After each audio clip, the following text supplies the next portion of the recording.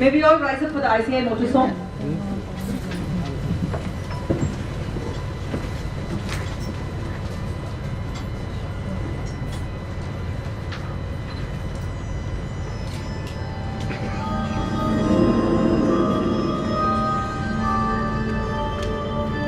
यैषस्सुप्तेषु जाग्रति यैषस्सुप्तेषु जाग्रति कामं कामं कामं कामुषो पुरुषो निर्विमाणः निर्विमाणः तदेव शुक्रं ब्रह्मा तदेवामृतमुच्यते तस्मिन् लोकः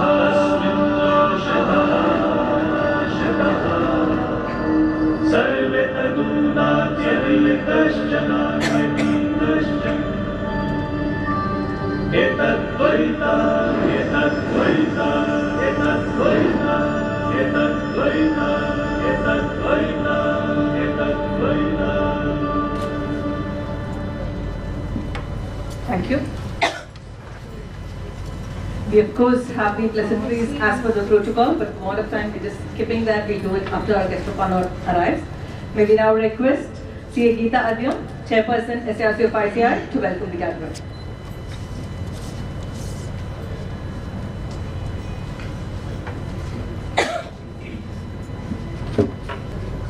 Chief guest of today's program, CA Nalini Padmanaban ma'am, and our Central Council member Sripriya K. Shortly she'll be joining with us virtually, and colleagues in our regional council, Vice Chairperson CA Revathi Raghunathan, Secretary CA Muppala Subbara, Treasurer Satishan, and Sikasa Chairman Sunil Madhva, and yet another council colleague, she is joining us shortly, Renuka Murali, and my dear lovely ladies. Happy morning to all our present.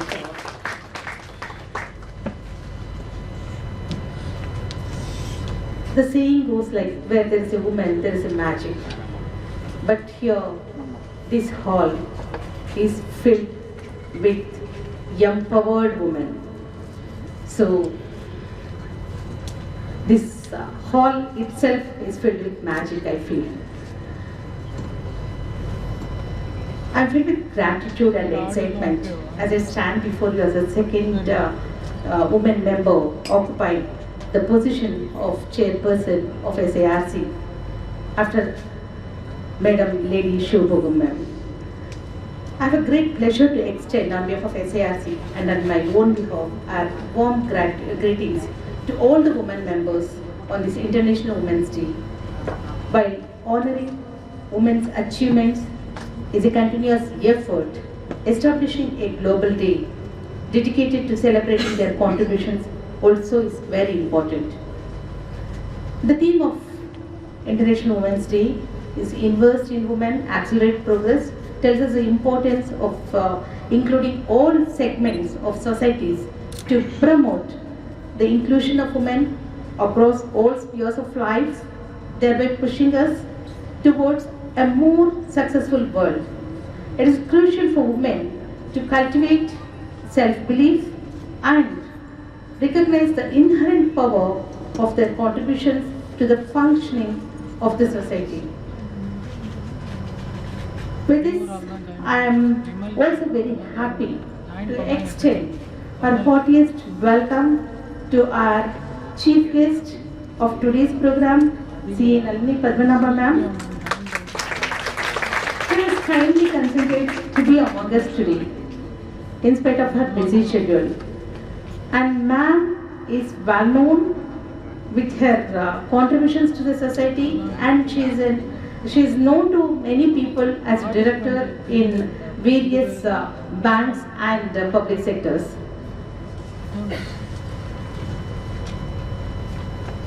We will be equally delighted to have with us our a guest of honor who will be joining us within a short of time, and she's stuck in the traffic. She passed a message. Within 5-10 minutes, we can expect her to be here today. We heartily thank you for your gracious presence, ma'am.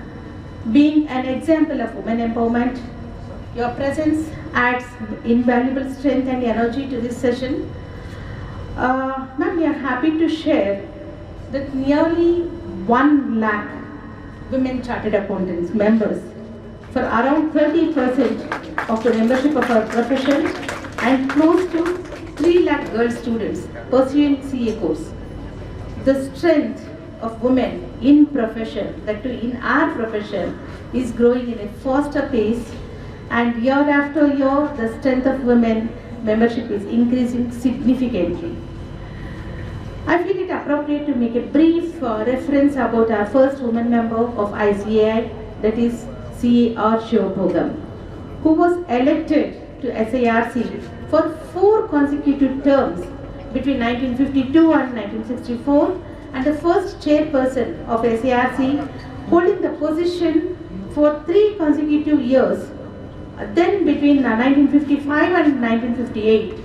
She also had the position of treasurer of SARC between 1st May 1952 and September 1954. Incidentally, she was also the first lady member of our region, and she was the only lady member among us 70 members in the region at that time. She added to her another milestone for conducting first regional conference of SARC on 31st March and 1st April 1956 at Chennai. A really a great achievement, and those days a lady coming forward and contributing her services to the society is really a remarkable achievement.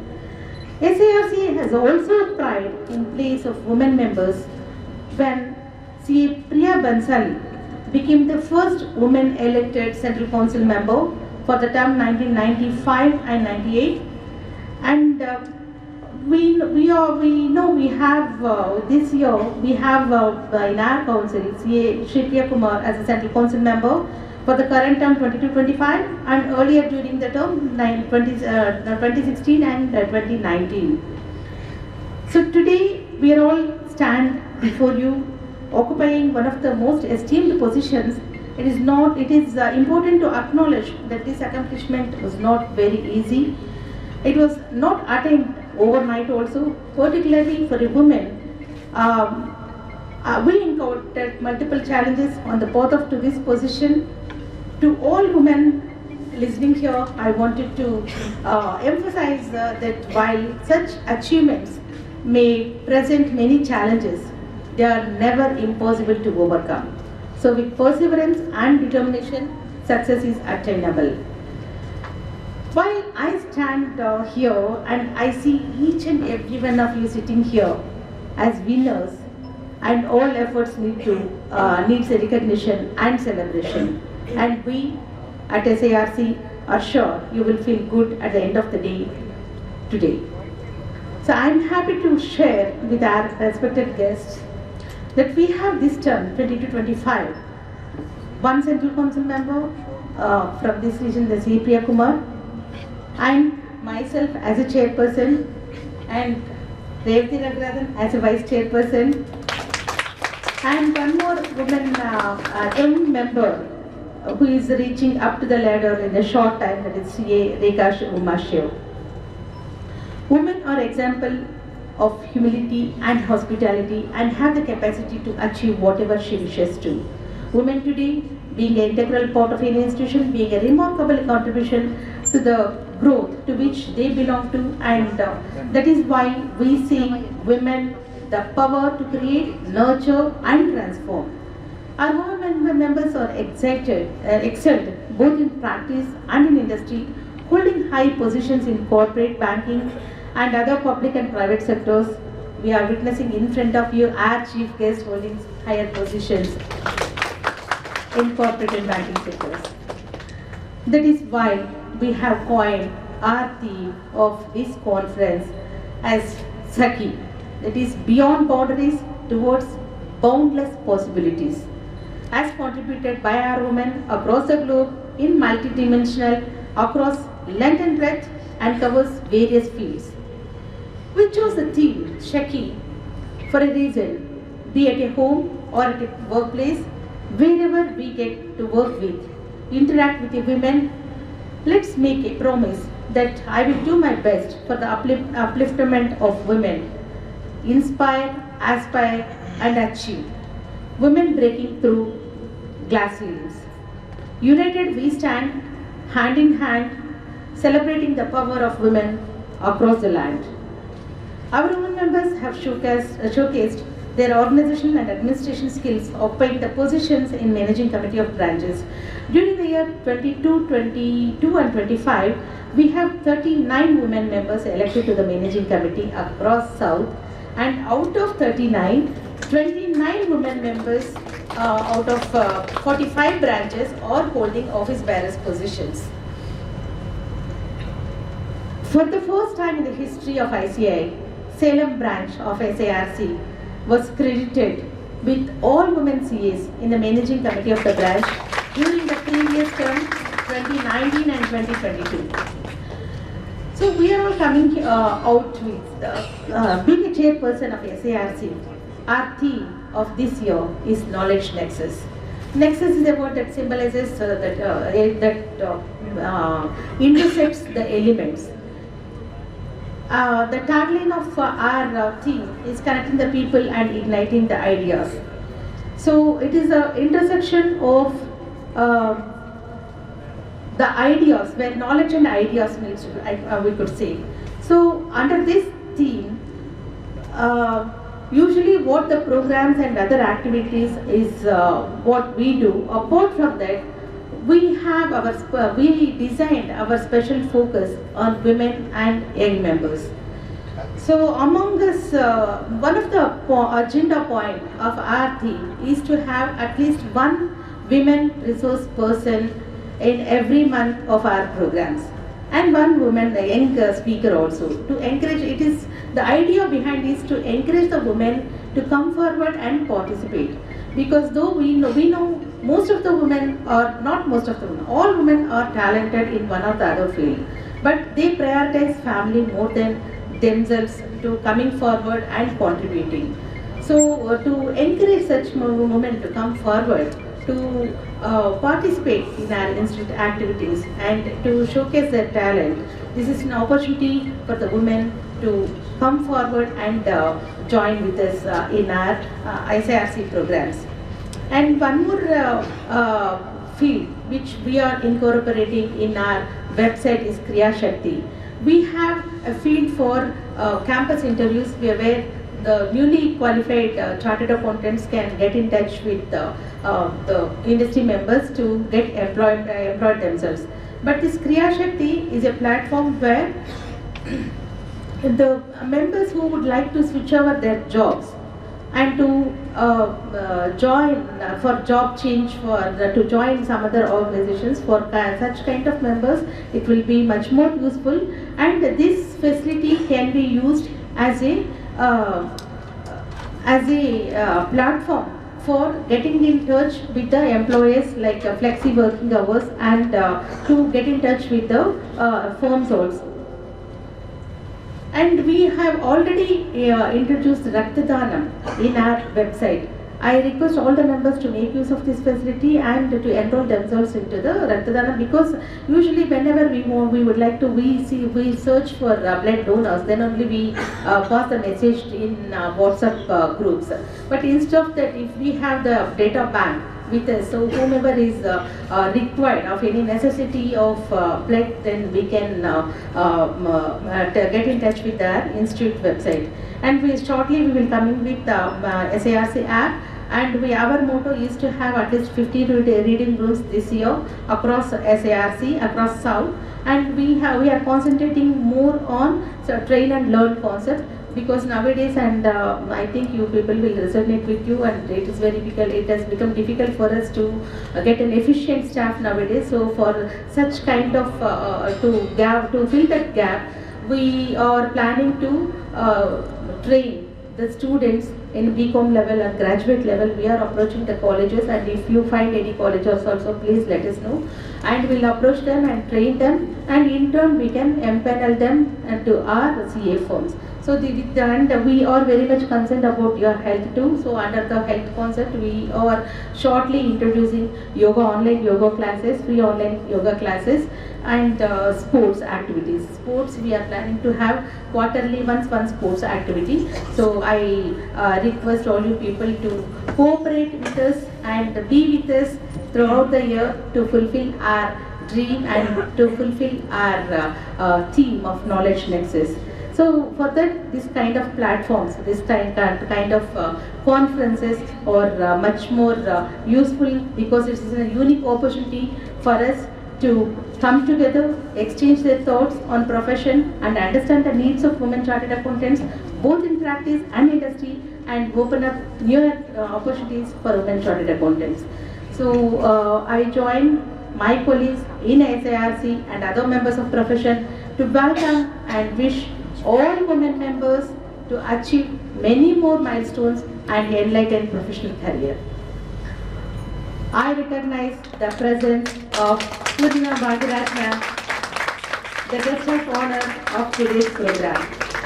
I request our Vice Chairperson to escort our guest of honor onto the dais.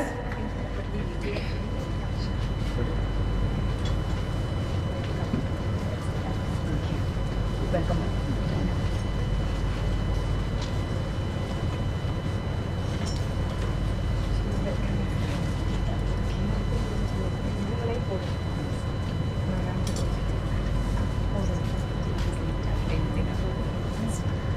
I once again feel extremely delighted to welcome our chief guest and guest of honor and each one of our professional fraternity to this event held in commemoration of International Women's Day.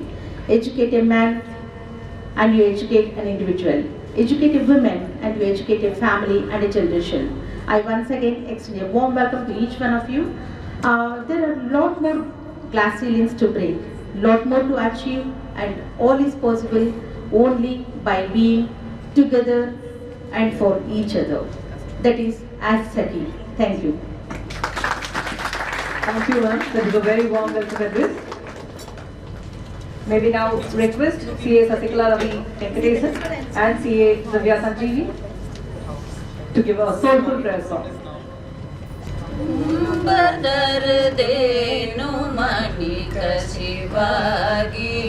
உன்கடலில் தேனமுதத்துணர்வூறி இன்பரசத்தேன் பருகி பல காலம் இன்பரசத்தேன் பருகி பல காலம் என்றனுயிர் காதரவுற்றருள்வாயே தம்பிதனக்காகவனத்தனை ஓனே தந்தை வலத்தாலருள்கை கனியோனே அன்பர் தமக்கார நிலை பொருளோனே அன்பர் தமக்கார நிலை பொருளோனே ஐந்து கரத்தானை முக பெருமாளே என்றனுயிர் காதரவுற்றருள்வாயே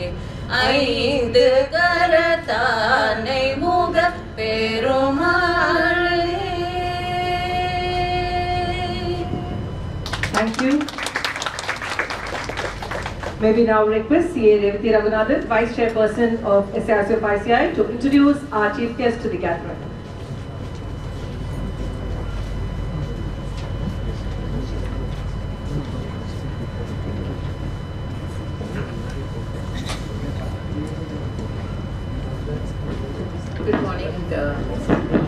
Good morning everyone.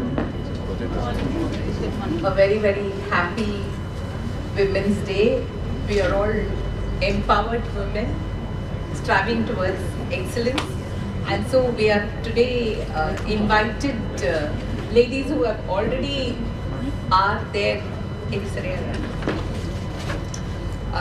women who have already achieved excellence in their professions and who are guiding us to actually take the lead. They have taken the road less trodden and they are leading us on to that also. So it's my pleasure today to introduce Nalini Padmanaban. Before that, I would like to greet Nalini Madam, Poornima Madam, Geeta, who is the second Vice Chairman of ICAI, a very, very proud moment for all of us. It is so difficult to break glass ceilings, and to break the glass ceiling is actually takes a lot of effort, okay, especially in a professional organization where you need the support of the entire fraternity with you.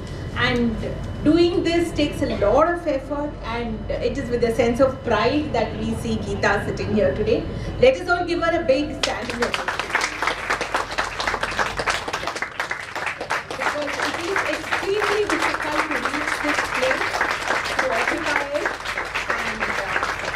and in the background we know what a lot of effort she has put in, and let's hope that this is an inspiration for more and more women to come back into the, having come into the profession, come into the leadership. It's not so tough. As you can see, Geeta is sitting here today. So I will quickly go on to introduce Nalini Padmanaban Madam. She's a very good friend. She's another great achiever. She is a lead auditor apart from the TISA, CISA, FCA, BCom. She's a director in Canara Bank, Indradhanush Gas Grid Limited, Mangalore SEZ Limited, Independent Director of RK Swami Limited, Senior Partner in BT & Co Chartered Accountants, Member of the Disciplinary Committee of the Institute of Cost Accountants of India, a former Independent Director of NLC India Limited and NLC Tamil Nadu Power Limited, and a former Director of State Bank of India. Ladies, we have to strive, okay? At least 10%. We can't just sit here and applaud. Take the pledge today that we will try to achieve at least 10% of whatever she has done. So she is specializing in systems audit and business consulting. She's been handling consulting assignments in information technology, textiles, jewelry, engineering, banking industries and educational institutions. She was honorary secretary of the Madras Management Association, a premium management association rated as the best management association in India for more than 10 years continuously. She has served as an independent director in NLC India Limited, NLC Tamil Nadu Power Limited, State Bank of India, and most importantly, she is now seen everywhere as the founder trustee of the Prerna Helpline Foundation, an NGO catering to the needs of visually challenged persons. She is also serving as a trustee in the Vivekananda Educational Trust, running a chain of educational institutions numbering more than 10. She's been a resource person in various seminars and conferences in the area of finance. She's taken sessions of finance to senior executives of corporates, and she has been a resource person for training programs like finance and non-finance executives, entrepreneurship development, personality development, etc. And she's interested in social activities, but particularly in the areas of women empowerment programs, and gives regular counseling to many women in general and women from downtrodden, economically weaker sections in particular. This is a very, very brief introduction. I think Madam is also involved in the lesser known temples in Tamil Nadu, right Madam? And she is like, that is what you see her all over the place inaugurating and talking about the cultural aspects which she is doing. I believe that we are the custodians of our culture and we have to do whatever we can to preserve the culture for the posterity, and Madam is spearheading that. A very, very warm welcome to you, Madam. Thank you so much for accepting us. Thank you, Revati ma'am, for the wonderful introduction. May we now request CA Geeta Adyam, Chairperson, to present a shawl to our chief guest. May we request CA Revati Raghunathan, Vice Chairperson of Saraswathi IRS, to present a health bouquet to our chief guest. Ladies, a big round of applause.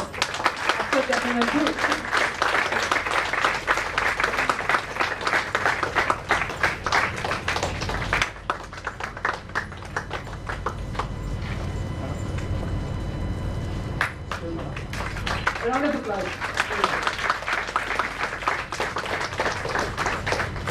May we now request CA Archana Devi to introduce our guest of honor, to the gathering.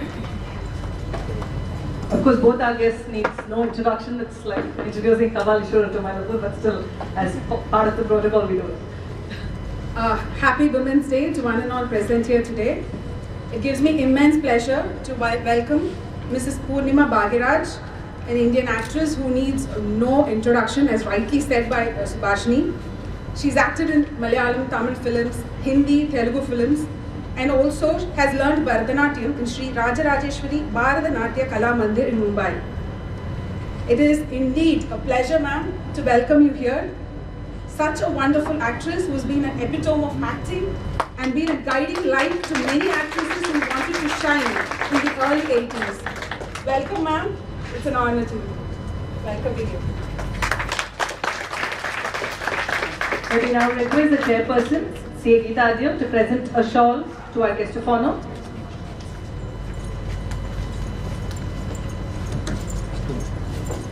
And may we request CA Revati Ramanathan, Vice Chairperson, to present a health bouquet to our guest of honor.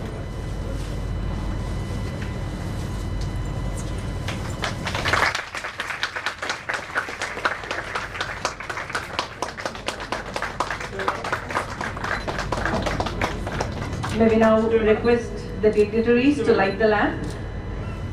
Can I also request Dr. Vijayalakshmi panthaiyan to join the lighting the lamp.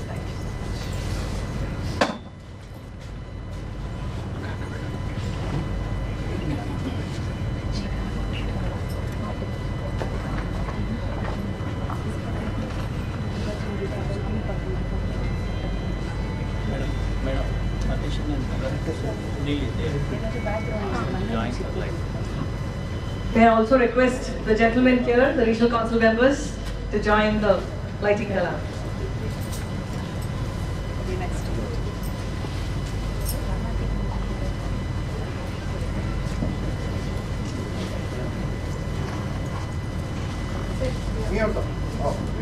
Light is a symbol of energy, a symbol of knowledge,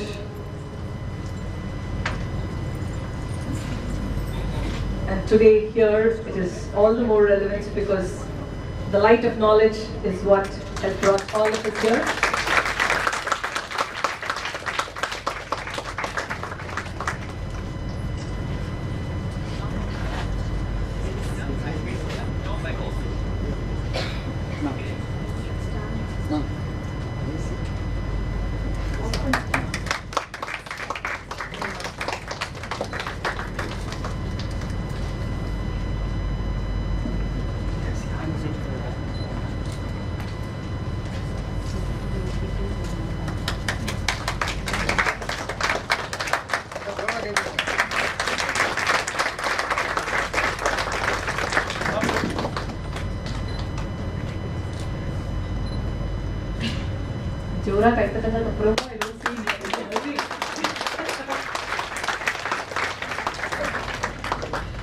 Actually good for health. Yeah, actually. Yes.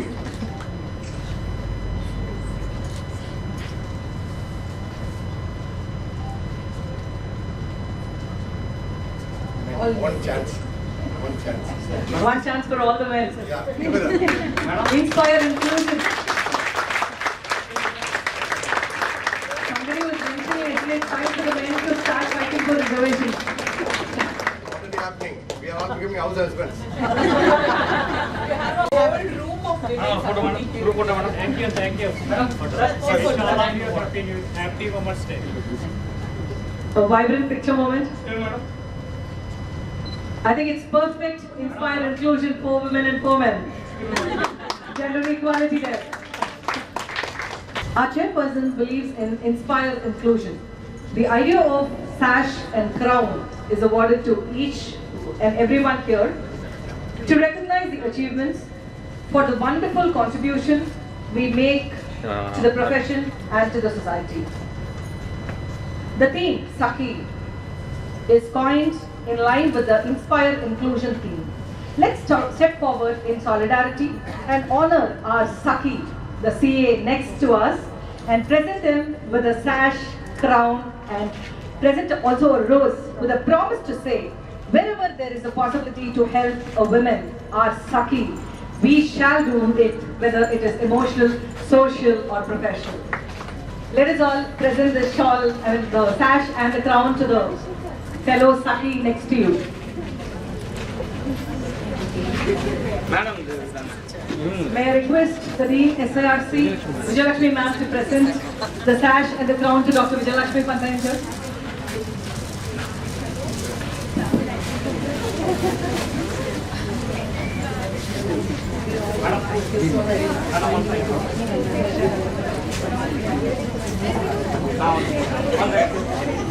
Madam.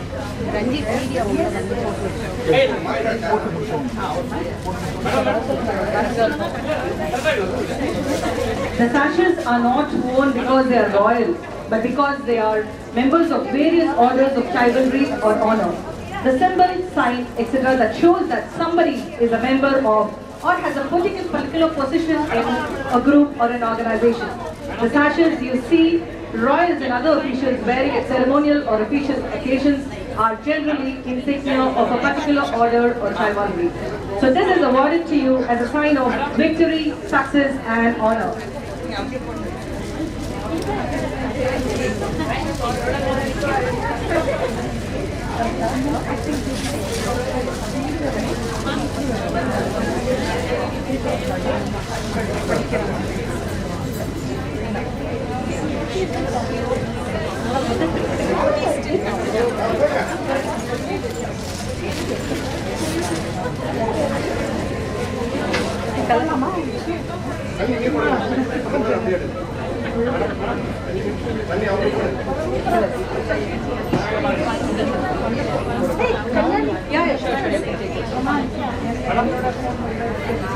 One second. One second.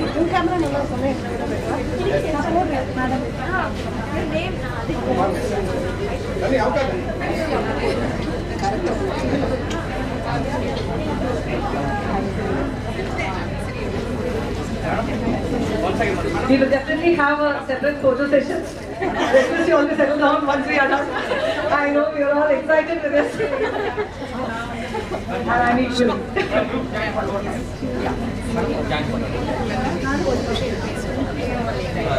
Maybe you all settle down quickly to listen to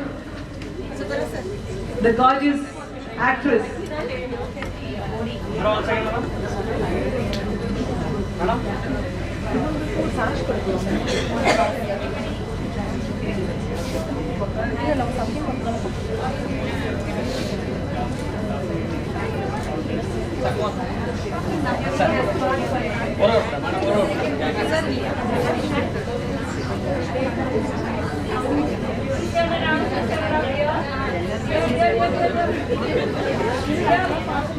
Can I request you all to settle down to listen to our guest of honor, Poornima Bhagyraj ma'am?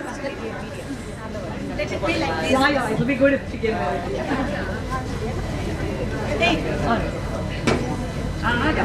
Correct. No, it has to be from the right.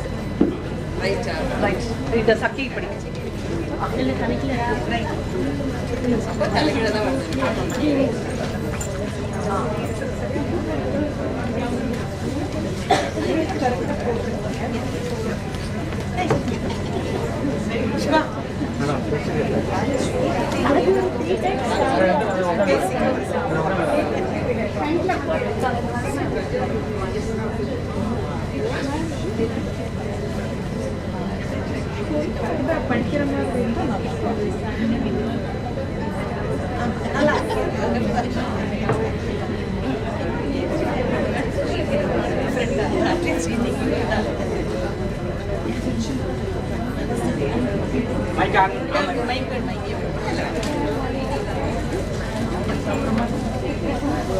The queen of the cine field.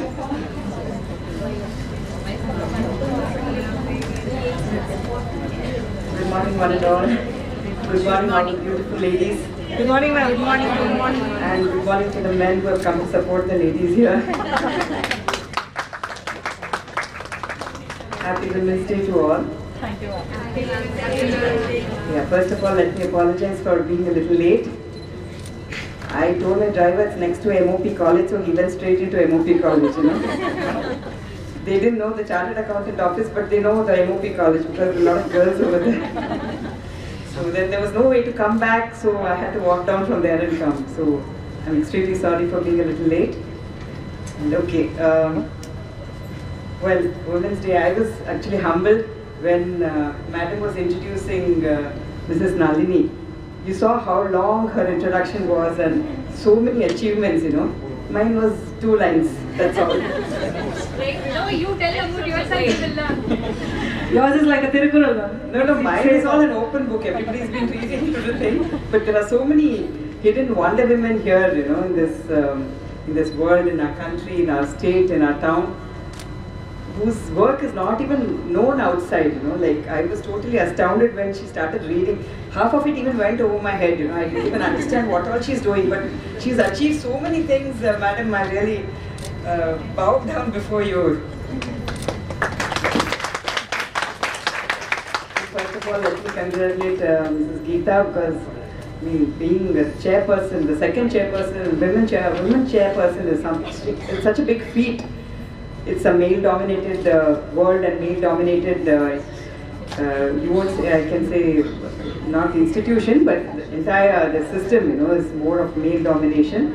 And in that, for a woman to come up in this field, and especially chartered accounting, you have to be really brilliant to be a chartered accountant, I think. You know, I did basic BCom in college, and that itself I just managed to scrape through. Because I was already acting then, that's a different thing, but still it was really, really tough. And a lot of my colleagues and my friends were also studying for chartered accountancy, so I realized how difficult it was for them to pass, and you know, there are so many stages you have to go through. And after that, to come up to this level is something really commendable. So I wish you all the best, ma'am, and congratulations on your great achievement. And even the vice chairman is next going to be a woman, so that's wonderful, you know. So, yeah, okay, and now for Women's Day, you know, like, I don't think every day should be a Women's Day. Like they say Father's Day, Mother's Day, and Children's Day and all. Maybe in other countries. In our country, we see our parents every day, we listen to them, we talk to them, we are living with them, and like that, so we don't need a special day to think about them. And similarly, women, you know, in our country especially, the woman is the strong point in our families, you know, and so she has to be thought about every day, she has to be respected, and she has to be loved every day. You don't need a special day. But for the general society to accept that, you need to acknowledge all their achievements. For that, we have got a day. So anyway, we will take that also. You know, we don't mind getting a little more accolades on our behalf. So happy Women's Day to all.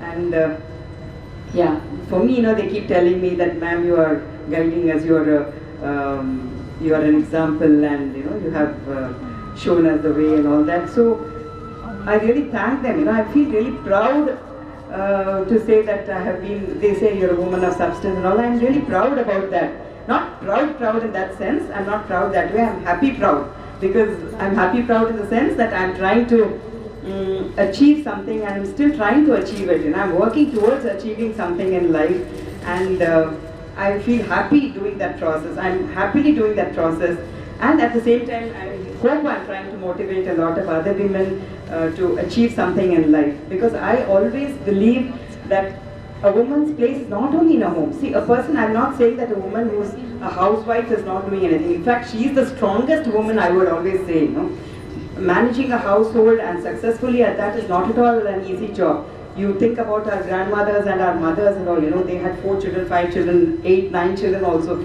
But they brought up a happy household those days. And I think all their children, all the siblings and all the children have turned out successful, most of them at least.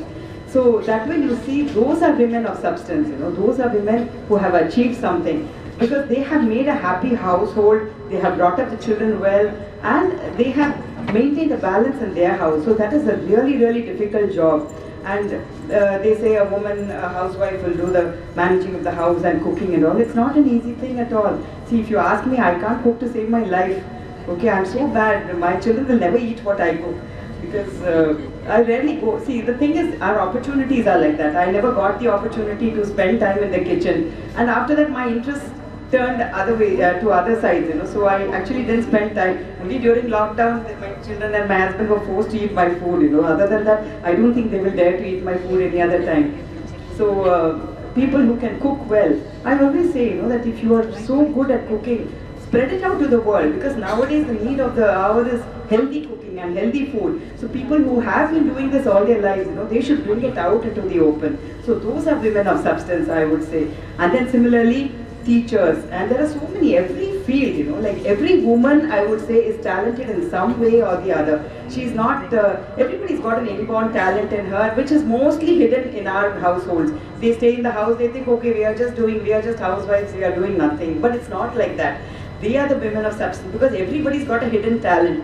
And when you explore that talent, when you try to bring out that talent, you get a sort of happiness, which is very, very important in the entire well-being of our family. A woman who is happy at home will bring up a happy household. So that is very, very important. So every talent that you have, has to be brought out. And I would request all the husbands and all the men in the family to encourage the ladies in their house to do that. In my house especially, I have always been encouraged. My father never said, don't do this, don't do that. He said, do whatever you want, He always encouraged me to do what I liked and what I wanted. See, he could have he really wanted me to be an engineer, because he was an engineer. So when I was in the 8th standard, we had to select whether we wanted commerce or engineering. So I said, all the girls, all the boys, most of the girls in my class went for commerce. I said, even I'm going for commerce, because I wanted the company of my friends. My father said, no, you're going for engineering. I cried, I rebelled, I did everything, and I got into commerce. Okay, then he said, okay, do what you like. Then I liked dance, because I'm very passionate about dance. My mother was a dancer and a musician also, but that's a different story why I didn't go into music, but I did learn dance, and I was very, very passionate about dancing. I loved acting. I saw all the glamour in the film industry when I was very young. I thought it was only glamour, but glamour is only the second part. The hard work is the main thing, So anyway, I got into the film industry and my life changed totally. And my husband also, once I started acting, when I got married, I did quit acting, which now I realize was something wrong, and I keep telling Nalini, you should have encouraged me at that time, But anyway, he encouraged me in a lot of other ways. So immediately, after my marriage, the third day I started working. Working in the sense, I started going to our office, I was looking after the production, and I realized that was a much more tough job than just acting. Acting, you are told what to do. Somebody does your makeup and somebody does your hair, and you are given the lines, and you just have to go and enact it or emote whatever you feel. But taking care of the production is not an easy job at all, and a lot of accounts come into that, and which I realized that I should have paid more attention when I was in college. So that apart, I started working at right after my marriage, and my husband encouraged me that don't sit at home, Probably he wanted me out of the way because I wouldn't be torturing him all the time, jokes apart, but he encouraged me to go to the office. He said, keep yourself busy, because that is how you will not stagnate in some place, that is how you will grow. So he encouraged me to go to the office every day, and he said, learn the ropes. You make a mistake, never mind. So I learned that. I started going into production, and then he knew that I was passionate about fabric and costume designing and all that. So he gave me some opportunities in some of his films, and then after that he encouraged me to start my own business. So I started a business of garment designing and all that, and I did make a name. I think I worked for about 20 years in that business, and I did make a name for myself, which with all their encouragement I did. Actually, nobody helped me in the business, my main grievance was none of the men in my family helped me in the business, but they didn't stop me from doing anything. So I learned a lot by my mistakes. I lost some money, I gained some money, everything. So if you get the money, of course it's very nice and you feel very happy, but when you lose, you are totally down and out and all. Then again, to stand up, you have to come up like a phoenix is what he told me. He said, never mind, you make a mistake, you learn from your mistake and you come up again. So again and again, he pushed me into it. After about 18, 19 years of my business, which I was running successfully, I had to quit that business. I had to come out of that business due to some personal problem. And I did, and then within 3 months he realized that I was going into a sort of depression and a low all the time, So I was not happy like I was always. So he said, even if you want to, why don't you start it again? I said, I was running such a big business, how can I just do all that again? And now I'm all alone, I can't do that. He said, you don't have to start with about 20, 25 people or 50 people. Start with one person. Start with your work itself, and then again I slowly started, and now it is 5 years, and I'm really happy in the space I am right now. Because I am doing my business. I have come back into acting, though after a long time. So I have come back into acting, and I'm feeling very happy. I'm doing what all I want. My children are grown up now finally, so I don't have to look after them. And so I'm back into my business, I'm back into my acting, and I'm feeling very happy about it. I'm feeling very strong about it. So,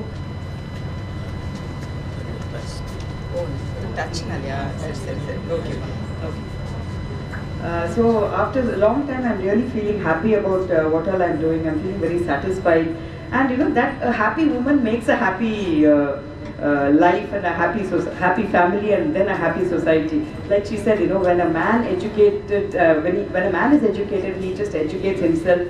He becomes self-sufficient. But when a woman is educated, she educates an entire family, an entire society, an entire nation. So that is so important. You know, like education is the basic of everything. So with proper education, you get a basic understanding of life. Your views are changed. You have a broader outlook in life. So, you know, it helps in so many ways. So, education is always the base for everything. And there are so many NGOs now who are helping in children's education to eradicate poverty, to help women especially, you know, be self-sufficient. There are a lot of NGOs, I know some of my friends themselves are running it, where they make women self-sufficient, people who have suffered in their life in some way, who have been neglected, who have not been able to do anything in life, you know, single women and all that. So they have tried to bring them up and try to instill confidence in them and bring them up in life. So these are sort of things which I would urge everyone, whomever you can. If you are doing something really good today, try and spread that word to another friend of yours who will need a little help. Try and help anybody, you know. So when women are educated and very well versed in society, I'm sure the society will become a better place to be in. You know, a woman is basically a stronger person than a man, I would always say. She's got so much more, you know. Like, see, the thing of giving birth is only for a woman, it's not even for a man. So we have more strength in ourselves, you know. We are almost dying on the day of the child is born, and then we are coming back. We come back stronger after that. So a woman is always strong, and she is capable of many, many more things than what we think she is. So it's all up to you to make this entire nation, to bring up the women. So we feel so proud when our president is a woman, you know, and she has come from a tribe, you know, that she's a tribal person, and she has come up to this level. So something, we really have to look up to such things, you know. So I wish that all of you will do something towards the upbringing of women, towards the upliftment of women in today's society, and wish you all a very, very happy Women's Day. Thank you. Such a simple and positive personality. It takes a lot of courage to voice out and appreciate the achievements of our own women, actually. We are truly delighted to have you among us. Of course, we have read a lot about you and seen all your talents. Knowing you as a personality, you're such a simple person with the art of appreciation in abundance. The beauty lies in the details. So sweet of you to recognize every effort, every wonderful thing. A big learning from you. You have inspired all of us to appreciate the smaller things, to look at the positive things, and to stay happy. Just like your two-line introduction, I think it is no exaggeration to say that you gave the life lessons in such a small time. Thank you so very much, ma'am. May we now request Renuka, our regional council member, to present a memento to our guest of honor. A big round of applause, please.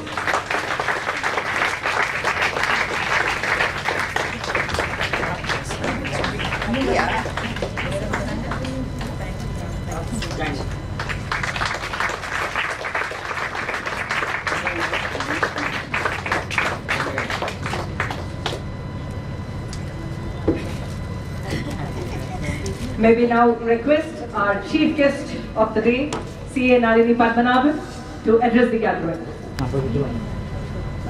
Good morning. A very happy Women's Day to all of us. Thank you so much.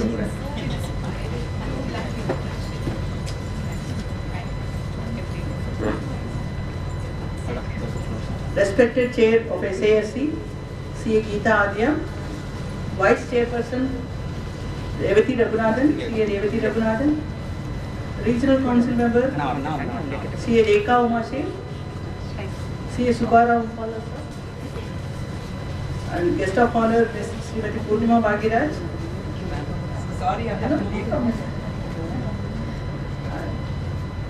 Dignitaries under the dais, and my dear friends. At the outset, I would like to thank SARC for inviting me to the Institute to address you all on a most important day, that's International Women's Day. See. Thank you, madam. Dear friends, Mangaiyarai Pirappadarkku Madhavum Seididal Vendumamma. This is by Kavimani Desiki Vinayagam Pillai. And this is my favorite quote, which means, birth of a girl child itself is a celebration, and only if you have done penance, you will be blessed with a girl child. Hence, let us all be proud and thankful to God that we are all blessed to be born as girls and grow up to become powerful women. And feather on our cap is our professional qualification. So double cheers to us. Can we once again give cheers to ourselves and a big round of applause?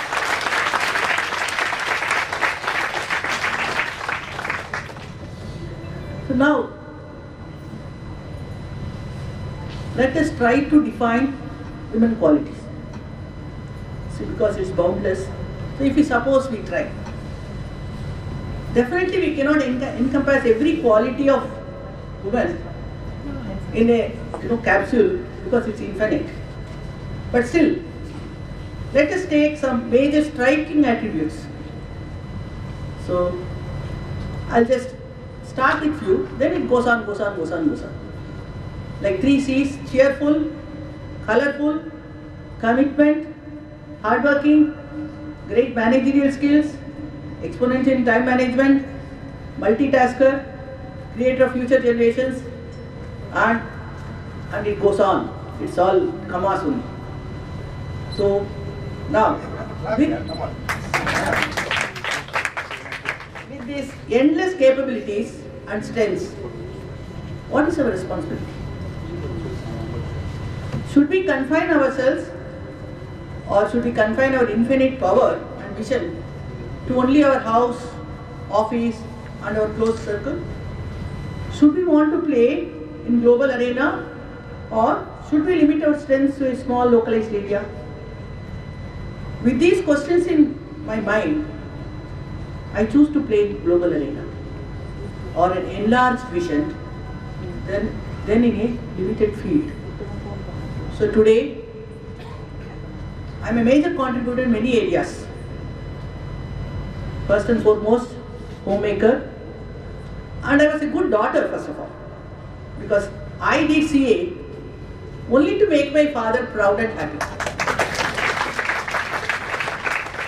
Because that is the only motivation for me to take up CA, because nobody else in our family was a CA, so nobody to guide and all those things. But my urge or my want to make my father happy was the only motivation for me to take up this CA in those days. So I'll come back to that, how in those days we had to struggle. That is a different story altogether, I'll come back to that. So I'm a good daughter, of course good wife, and good mother, and a good homemaker, a good professional, a good trainer. Then I'm serving in many bank boards, serving as independent directors in various limited companies, served as independent director in public sector company. Of course, I'm repeating so that we always, know our strengths. We have to tell ourselves our own strengths to go forward. They are trustees of charitable institutions, leader of various social initiatives. My dear friends, I would like to share my organic growth in my professional journey in a few words. As I said earlier, I am from a very middle class family. Of course, I did my CA in Hyderabad. And that time when I did my CA, there was no institute there at all. So we have to struggle to know what is the methodology to do CA also. We know, not unlike now where so many institutes, so many coaching classes are there.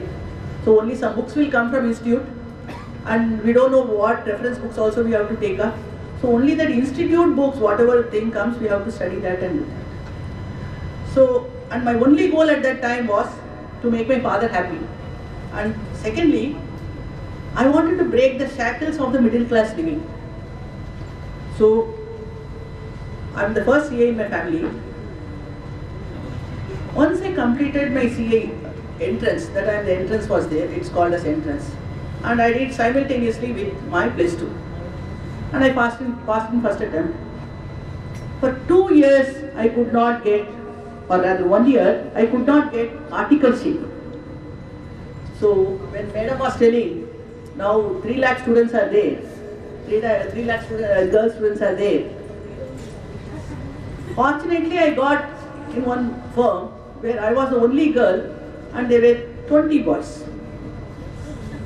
And the best part was, every day they will demotivate me. When I come to office, they will say, do you think this chair is so easy for you all to come and sit? That is, he will show my boss, that is my senior who has given me articleship. And he says, better you go and learn cooking so that it will be easy for you once you get married. So day in, day out, I had to face this trauma. And the more they did, the more resolved I became. And I wrote my CA inter. And when the day of the result, I was so tensed up. One more person is asking, why are you getting so tensed up? Only people who have the chance of passing will get tensed up. Why are you getting tensed up? So I said, look, I am tensed up, don't come near me. So they went. And then those days it was only the chart which was being put. And I stood first in principles. And the same, so my experience is, the 20 odd people who were giving me trouble all day in, day out, suddenly started telling, Nalini, you are so great, you are so intelligent, you should have got, rank, all India rank. I think in final you will get all India rank, and such things. And the first learning in my life is, success is very important for us to go forward. So, from that day onwards, I started working towards success in all areas. Then, I thought, once you finish CA, everything, heaven comes down and we will be happily like angels will be flying everywhere. And I knew the life starts there only. And once in this life, you have to break the glass ceiling ongoingly. There is no one glass ceiling breaking, then heaven starts for us. No. So I traveled further I took CA profession, and I got married and came to Chennai, of course, from Hyderabad. And I took CA profession when I got a lot of offers, because I stood first, that. So when I got a lot of offers, but I took CA profession knowing all the hard and difficult tough path ahead of me. And I was aware of the challenges also. And because I was aware, I was not afraid of the challenges.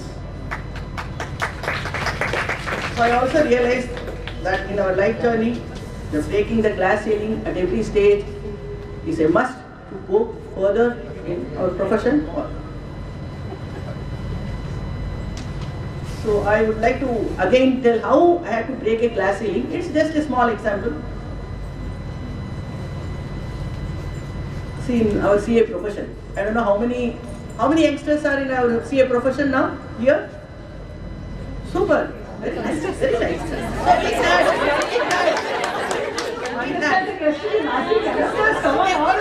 Yeah, big hand for ourselves again.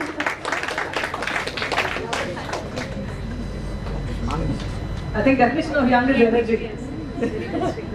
In our profession. So I'll come to profession because I traveled in profession. There are 4 stages. First stage, no work, no pay. Okay? That's the most toughest stage for any profession to cross. The second stage, work but no pay. That is, people will take work, they will say thank you, very nice of you and all those things. And we will not have strength to ask them because that work getting itself is a big thing for us. So we will say okay, thank you. So next time, we will be hoping that next time they will give us some work and pay also. Then the third stage is work and pay. By then we would have grown. So we also will get some strength to ask also the fees. Then the fourth best phase is no work but pay. Okay? And that is really, really good, and that is true also. And that helps us see, now I am in fourth stage, suppose. Okay? And in this stage, if I am in fourth stage, it's so useful, for the ladies, so this, in order to achieve these 4 stages, you have to start your practice initially itself, so that by the time you grow older, you will come to the 4th stage and happily you can enjoy your life. So when I was in the 2nd stage, that is work, no pay. My boss from Hyderabad, who is a very senior person, and he was having a lot of clients and others, so he said, I have worked for you in Chennai, can you do it? I said, I will do it, sir. I was jumping actually, I was very happy that I am going to get some money for the work. Because he himself is a professional.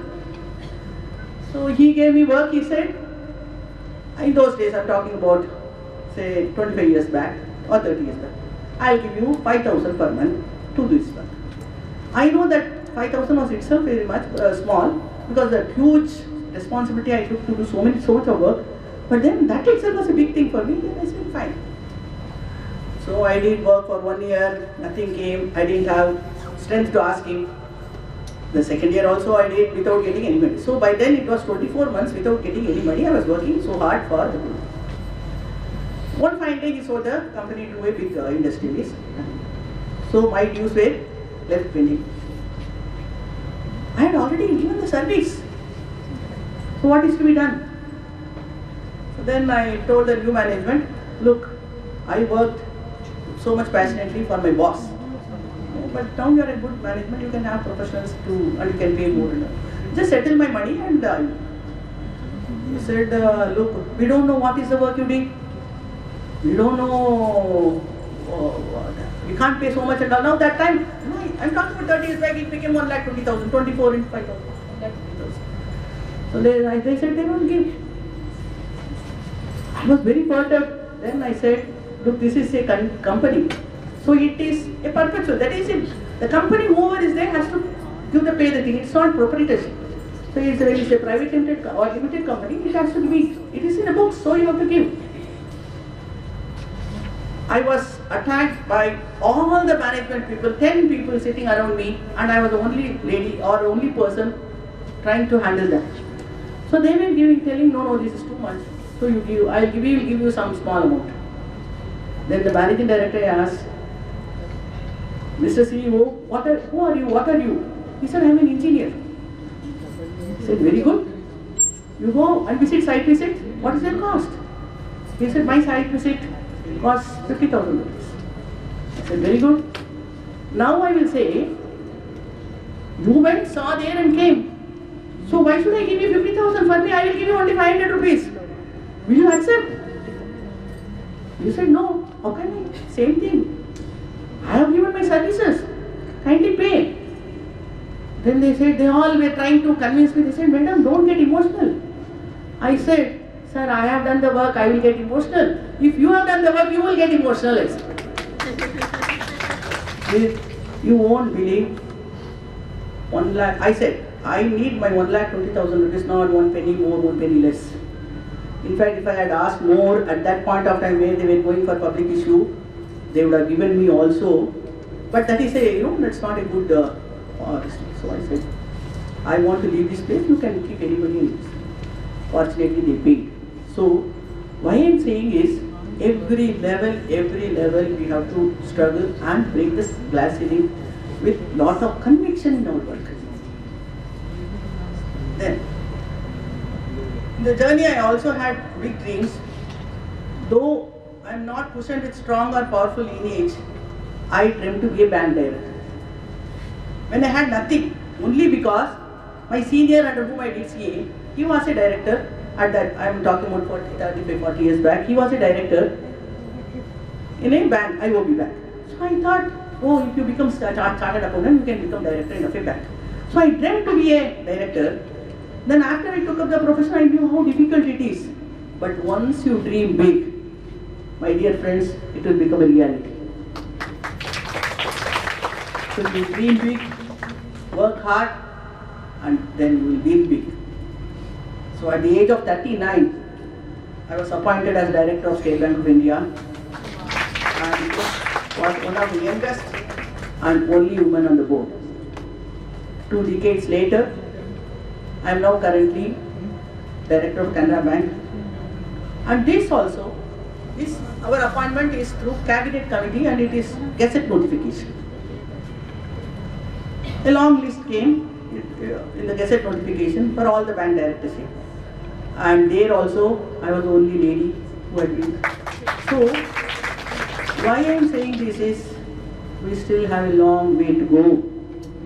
So, as Swami Vivekananda says, arise, awake and stop not till the goal is reached. So, whatever your dreams are, please do keep working for it and you will achieve it. And you have to keep your vision big and have a wide bandwidth which will give you space to travel to greater heights. This has helped me to take up mega social projects which is widely appreciated and which is very gratifying to me.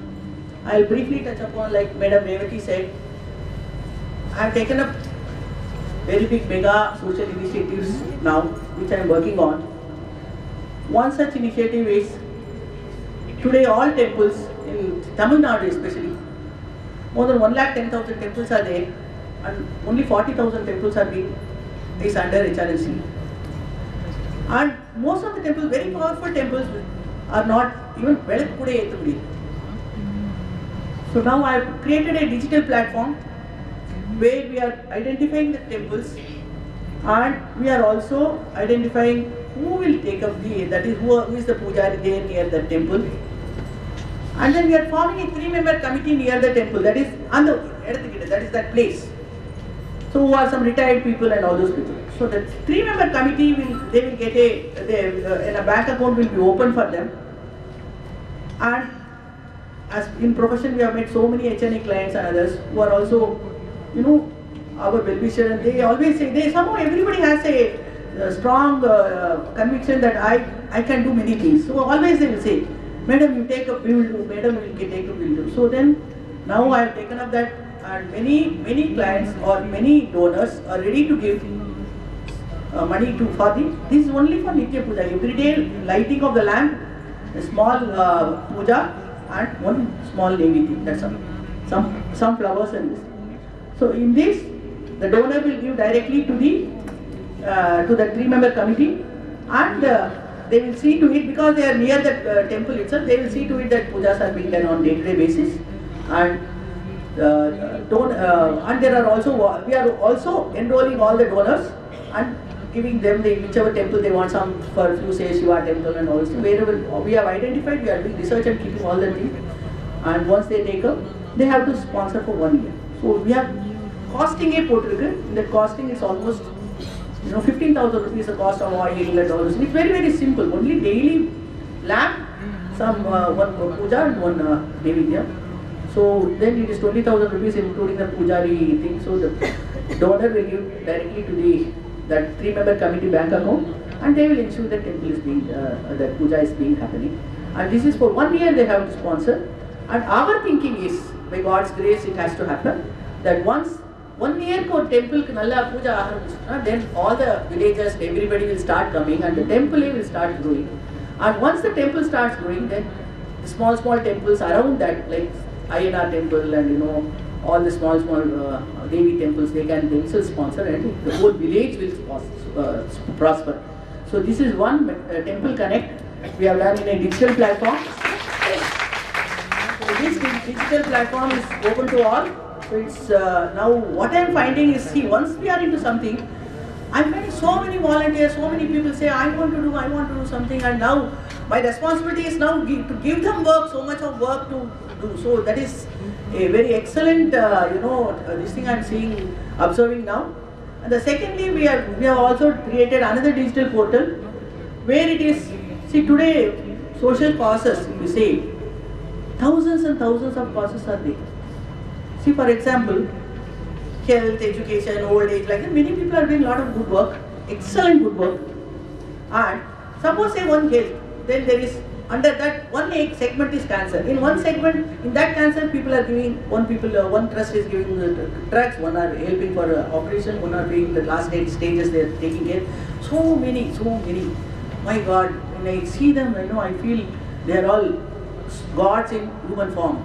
So when they are all doing such a good work, but their bandwidth is less because we can't, it's a non-profitable, it's only for charitable, and they do it for their passionate social cause, and they can't grow much because except that small circle whom they know they can do. So it's they cannot publicize also, they don't publicize also. And so to that extent their bandwidth is limited, and their continuity also. See, today one old lady, she is having 300 cows and having goshala, but nobody to take, her children are all in US. Now she has become very old, but she don't know how to take it forward. So these are the two challenges every social organization is having, or charitable institutions are having. So again I have created a digital portal where all the charitable institutions are being registered. Everything is almost everything free of cost. Only the charitable organization 101 rupees, so that it has some value. So all the charitable institutions will be registered and under various buckets and various subsegments and other things. And wherever the donors and CSR people are there, we are also registering them, and they are also whoever wants whatever their pet cost, they can give the directly. It's all everything direct. We are only facilitators. We are only channelizing people to help them out. So there are a lot of volunteers who want to give a lot of their time for this charitable organizations also, and there are also a lot of people who want some help, who don't know where to go. We are also guiding them. So, and the third most important, which will be very helpful for all of us, is we are also having a digital platform for all the enterprises, where we are taking up a lot of research and training for them. All the enterprises, again, large, medium, small, everybody, they will get registered, and we'll be licensing for with their policy makers and others. And it's a very big concept which we are trying to do that. So friends, these are all initiatives which are very mega in nature. But my thinking that we need to be one. I always say this is a chariot. It's a very big chariot where everybody's hand is very important. So this only I have initiated it, and by God's grace, already it has started moving in a very fast pace, and anybody and everybody can get included as a volunteer or any such thing, so that they get their happiness in whatever form they can help the society. With this, I would conclude that with high standards in professional and personal life, we can have an all-round fruitful, enriching life with great sense of purpose, happiness in serving the society. And I thank once again SARC for giving me an opportunity and to share the thought. Thank you so much.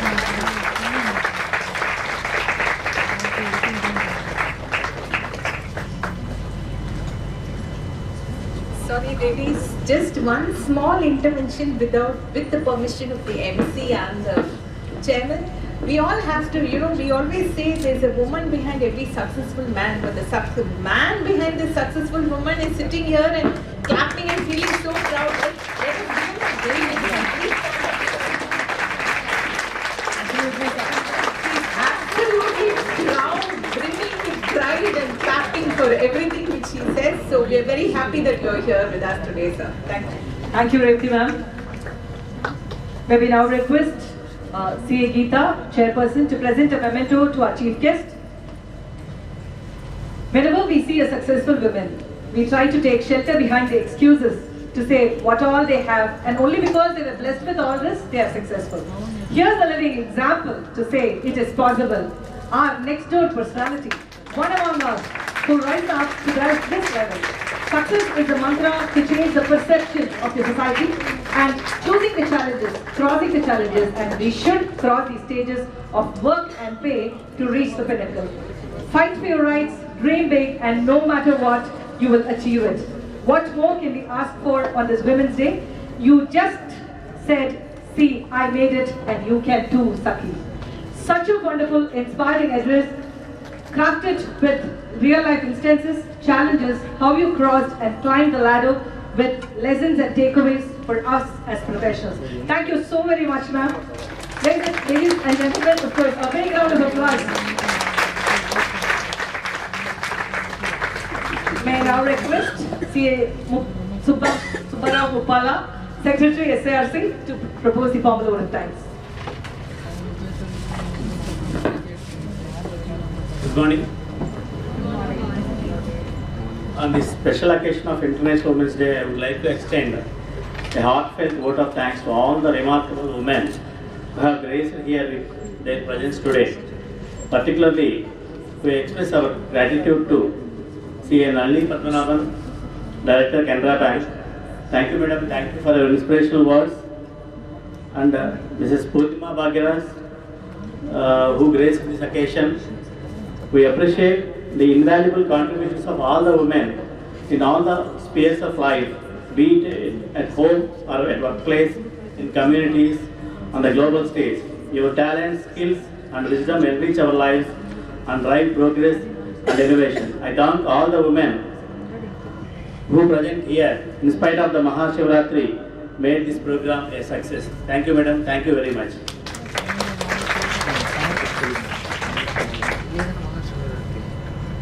Thank you all.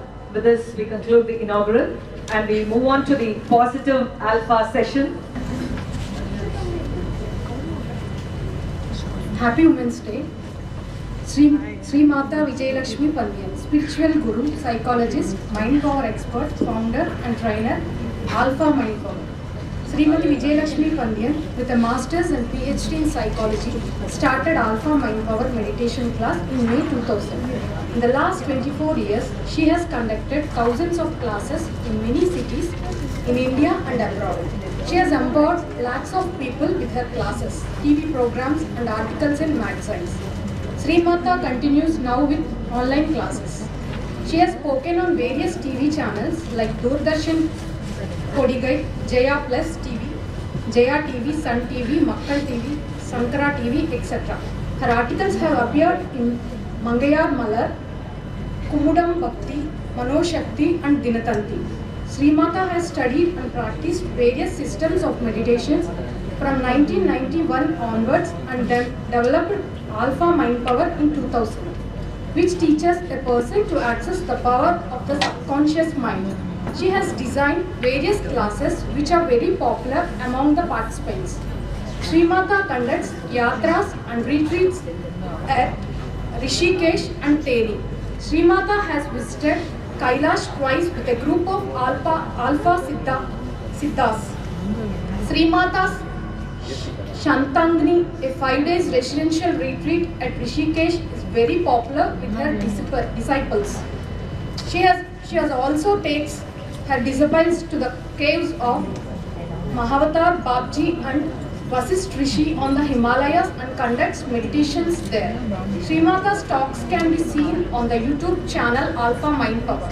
With continuous research and updating, her workshops are very popular and have been appreciated by the participants as informative, useful, transforming, empowering and above all fascinating.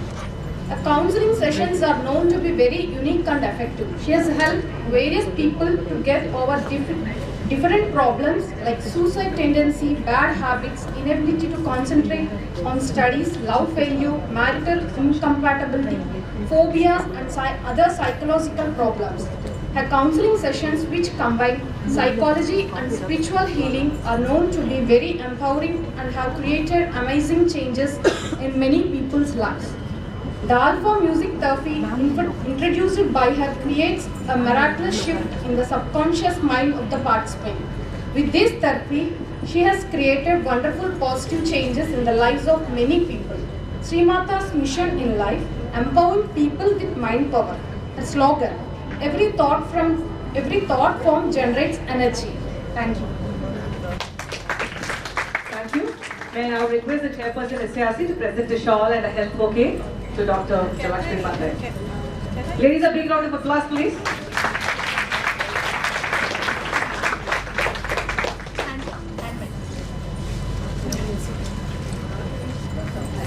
Very good.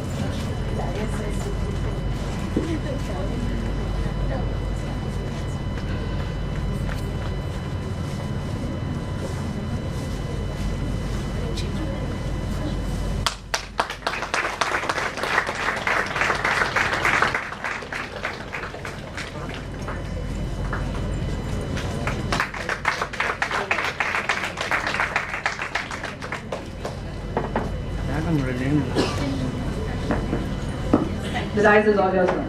Thank you so much. Hello. Hello. Can you hear me? Yes. Yeah. So good morning, everybody, all the beautiful, darling ladies. I was thinking I also have to say gentlemen, but they've all gone out. I can only address you, so that's very nice. I'm so happy to be here today. Very happy Women's Day, and today is a very important day because it's also Mahashivaratri. Shakti illamal Shivan illai. Adanala rendu serde inniki both of them are together. We are celebrating, so that itself is a great thing for us. It's a wonderful day. And I thought instead of speaking a lot of theory about mind power, I'm just going to give you some examples. I started this Alpha Mind Power class in the year 2000. For the last 24 years, I've been teaching many classes, many students, etc. So today, I thought what we really need is to be more empowered, for your minds to become more powerful, because I know how difficult CA is. Many of you are studying, I think. And very proudly, I can share with you here today, this is the best platform to say this. Many of my students, they've learned various techniques from me, how to improve the mind power while studying. Every year, at least 2 or 3 people will write an email to me and say, ma'am, I used all your techniques and I cleared CA final in 1 attempt.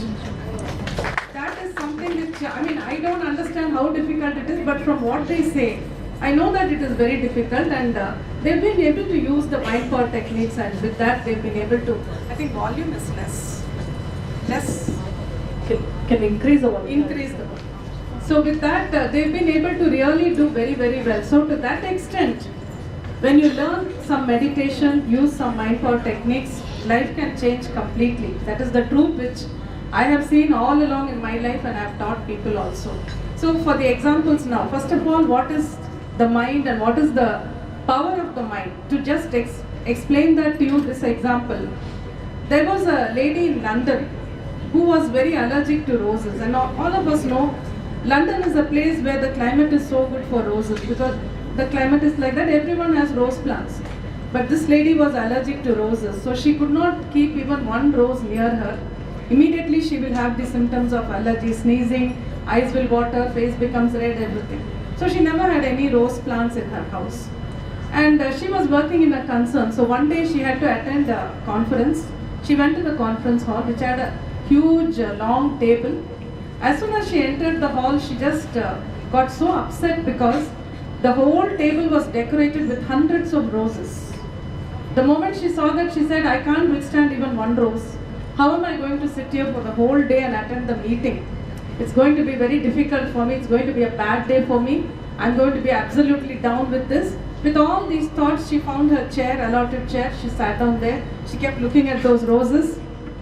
Immediately, all the symptoms of the allergy started.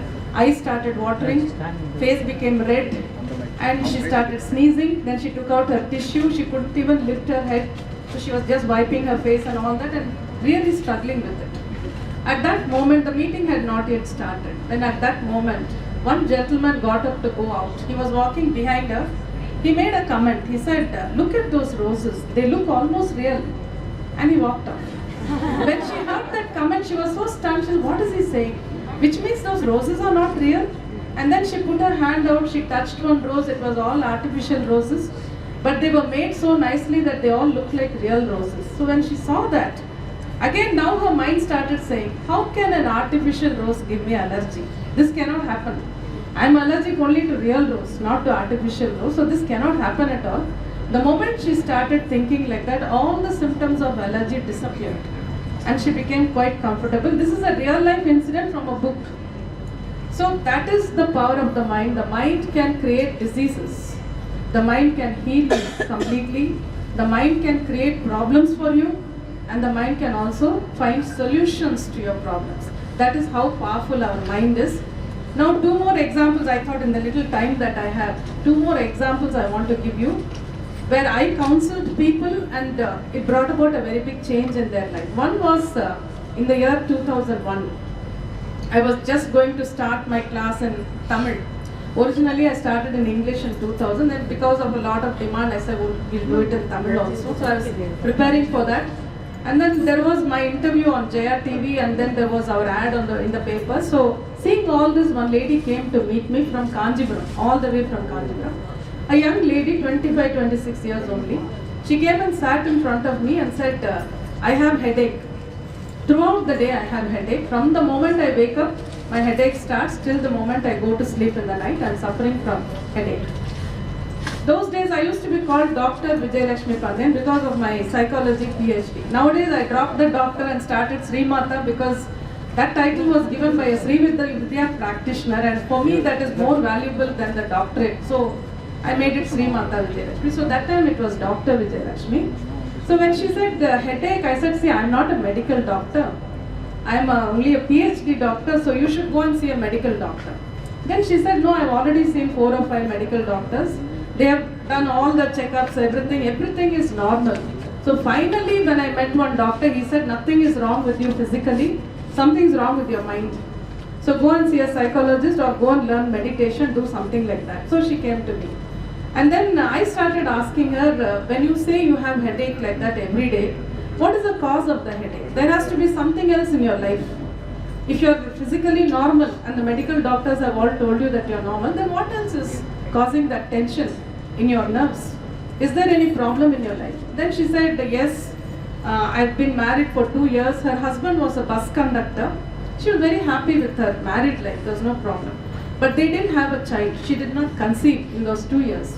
This is about more than 20 years back, still that mother-in-law tension was so high. Today it has changed a lot, but at that time, her mother-in-law used to come to her house. She and her husband were staying separately. Mother-in-law was nearby. She used to come to her house every day and tell her that you are not conceiving. Something is wrong with you. I will find another girl and get her married to my son. So I will do the second marriage so that he will get a child. I need a varis, a heirloom for my family. So this is how the mother-in-law was talking. And the actual truth was that this lady and her husband went and met the doctors why she was not conceiving, and finally when they checked up both of them, they found that there was a small problem with the husband. Chances of conceiving are there, but not very high. So these 2 people came to terms with it, and they said, even if we don't have a child, it's all right. We are happy with each other, so that's fine. But they didn't want to tell the mother-in-law that something's wrong with the boy. She will not accept it. She all along believed that because if she did not conceive, it was something wrong only with the girl. So now this girl said, I'm afraid I will lose my life. Another marriage, then that's it. I don't know where I will be. So that is making me so tensed. Then I told her, that same Sunday I had the class in Tamil. So I told her, please attend the class. Learn some techniques. You can handle your mother-in-law and you can change your mind. Conceiving will come later, but first of all, handle your mother-in-law. So she came for the class, attended, learnt all the small techniques that I teach and the meditation also. And that's it. After about 2 months, she came all the way from Kanjipuram again to meet me. And she said, I came to tell you what happened when I started meditating and using the techniques. I said, what happened? She said, every day as soon as my husband goes to work, I will sit and meditate as you taught me. The audio is given to them. So she said, I listen to the audio, alpha meditation I do. And at the end of it, she said, I will think of my mother-in-law and shower white light on her, green light on her, pink light. As I teach metaphysics also. So I shower all the colors on her And I tell her that please don't talk about second marriage, just leave us alone. I keep on saying that, showering colors. She said after 1 week, there was a change in my mother-in-law. She was coming to our house every day. She'll come and scold me and go. That was the usual routine. But now she started coming and talking to me nicely. She started smiling at me. Now she said, I have a different kind of problem. I said, what? She said, every day my mother-in-law comes and says, why are you washing clothes? Shall I wash your clothes for you? Shall I do your cooking for you? Shall I help you? So that has become too much now, she says, and that was how it ended like that. Of course, after that I didn't meet her, but then this was the beautiful change that was created simply by meditating for about 15-20 minutes and using these techniques. That was one example I wanted to tell you, because most of the time I always say problems are created in life only by human beings. See, if a washing machine is not working, yes, there is some discomfort, we have to do the work, all that is fine. But you will not break down and cry. Nobody will break down and cry. You will see what you can do with that machine. A TV doesn't work, we don't sit and cry. But if somebody says something, then it breaks your heart. So that is when we need this mind power, these techniques with which you can even create changes in the other person's mind. Now this was about creating a change in somebody else's mind. The next example I will tell you is about how to create changes in yourself, which can change everybody around you. This is a very, very powerful example. This lady, she came for counseling one day, many years back, 15 years back maybe. As soon as she entered my room, when you look at some people, you get an impression. So when I saw her, I was very impressed because she was nice, tall, fair, with a big bindi, looking like, very established person, very confident person, like that. So when she entered my room, I was so happy to see her. Then she came and sat in front of me and said, I've been waiting to meet you for so many days, I was not getting an appointment, this, that. I said, all right. And then she became silent. I asked, what is your problem? Enna prachana? She broke down and cried. I was so shocked because I never expected that from her. She simply broke down and she started weeping so much. Then I asked her, tell me about your background. Then she said, I have one son and he is in some other city, he is working there. So at home, who are there? She said, myself, husband and father-in-law, 3 of us are there. Then again I asked, what is your problem? Then she said, my husband is an alcoholic. 24 hours he drinks, right from the morning till night, he is continuously drinking. Then I asked, is that your problem? She said, no, that's not my problem. I'm used to it.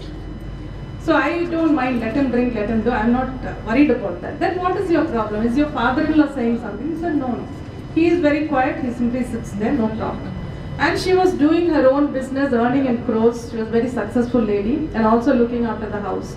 Then again I asked, then what is your problem? She said, the way my husband talks to me, that is my problem.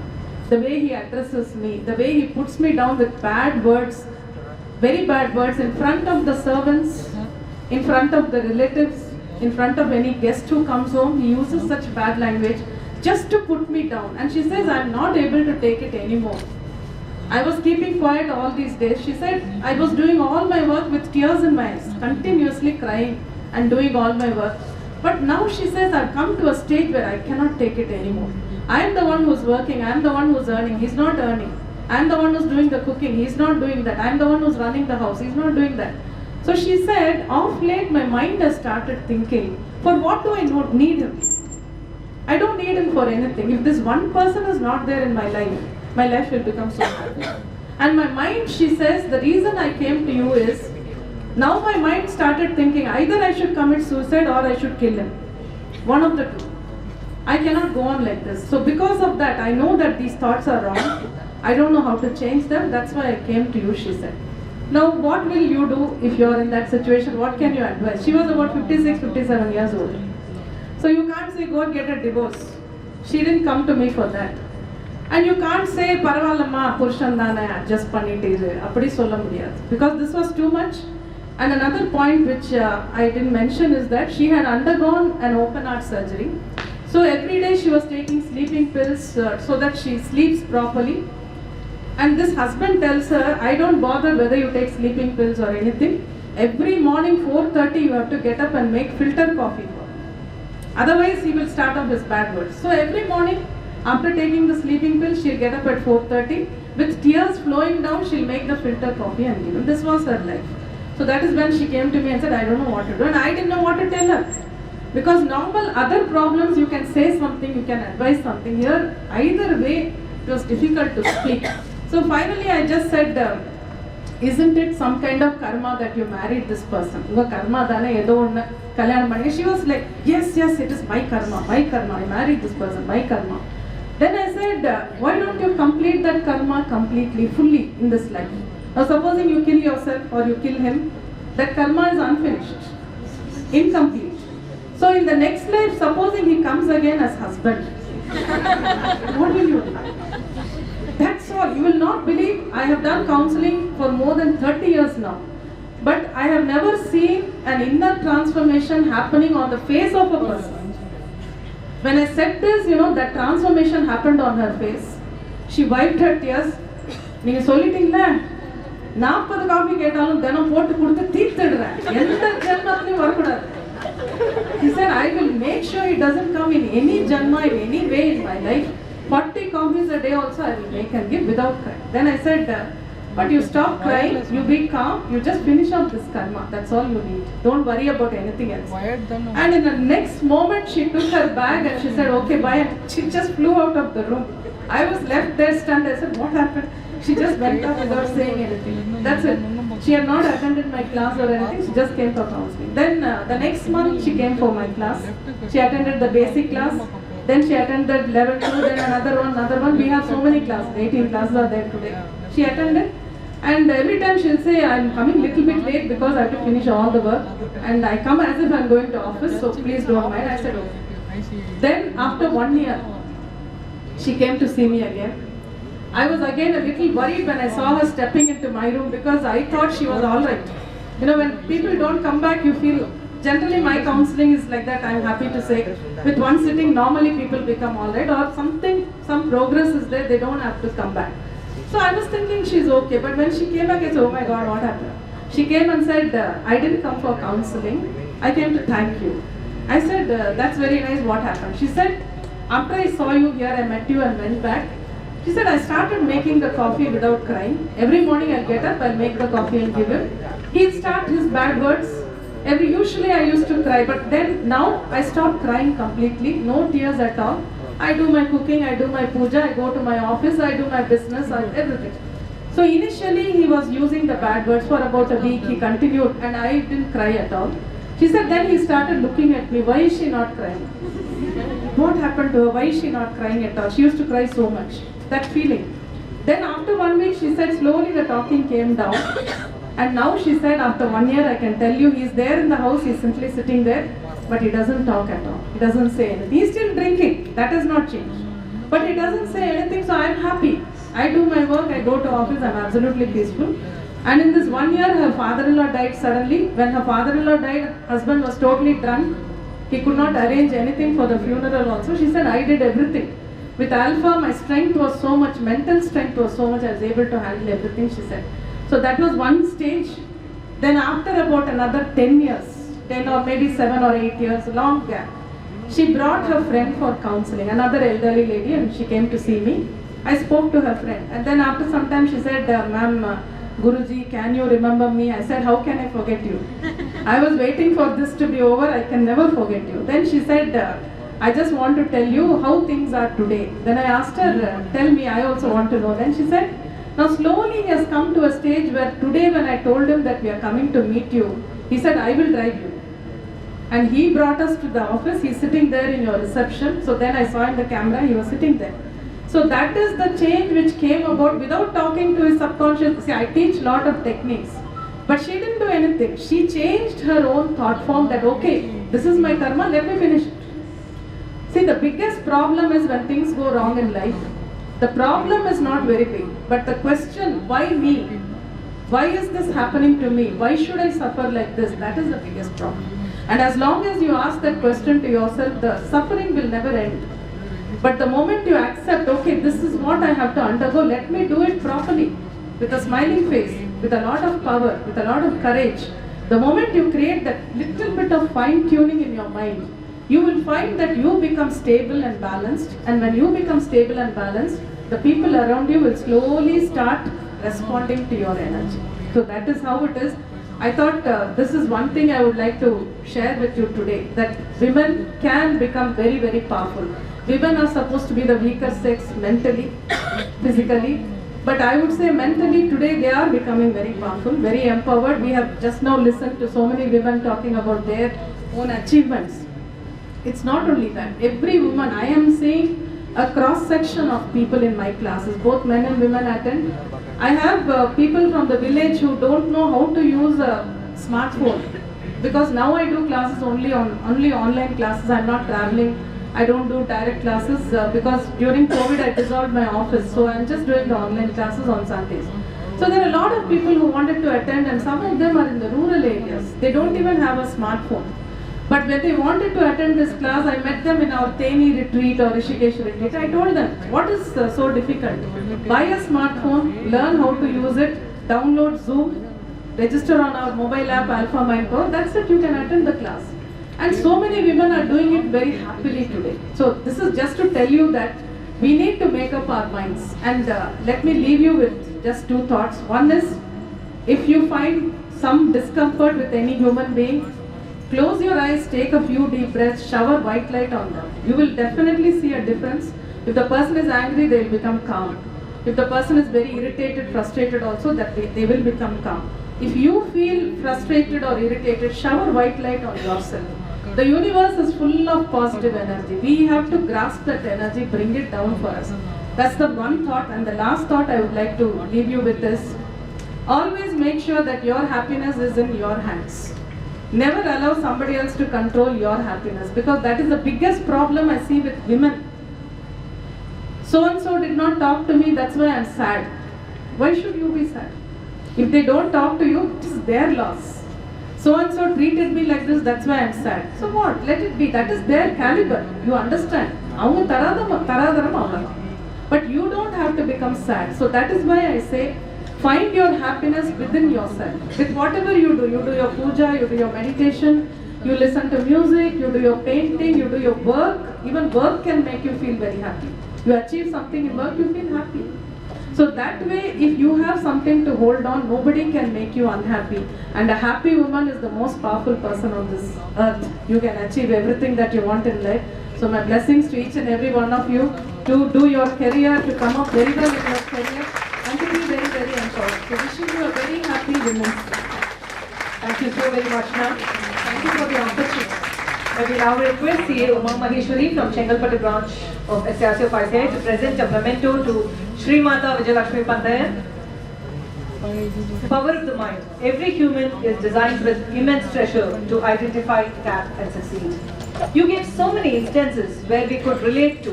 It was a wonderful message to take home. Face the karma. Increase the inner strength. Instead of questioning why me, chase it.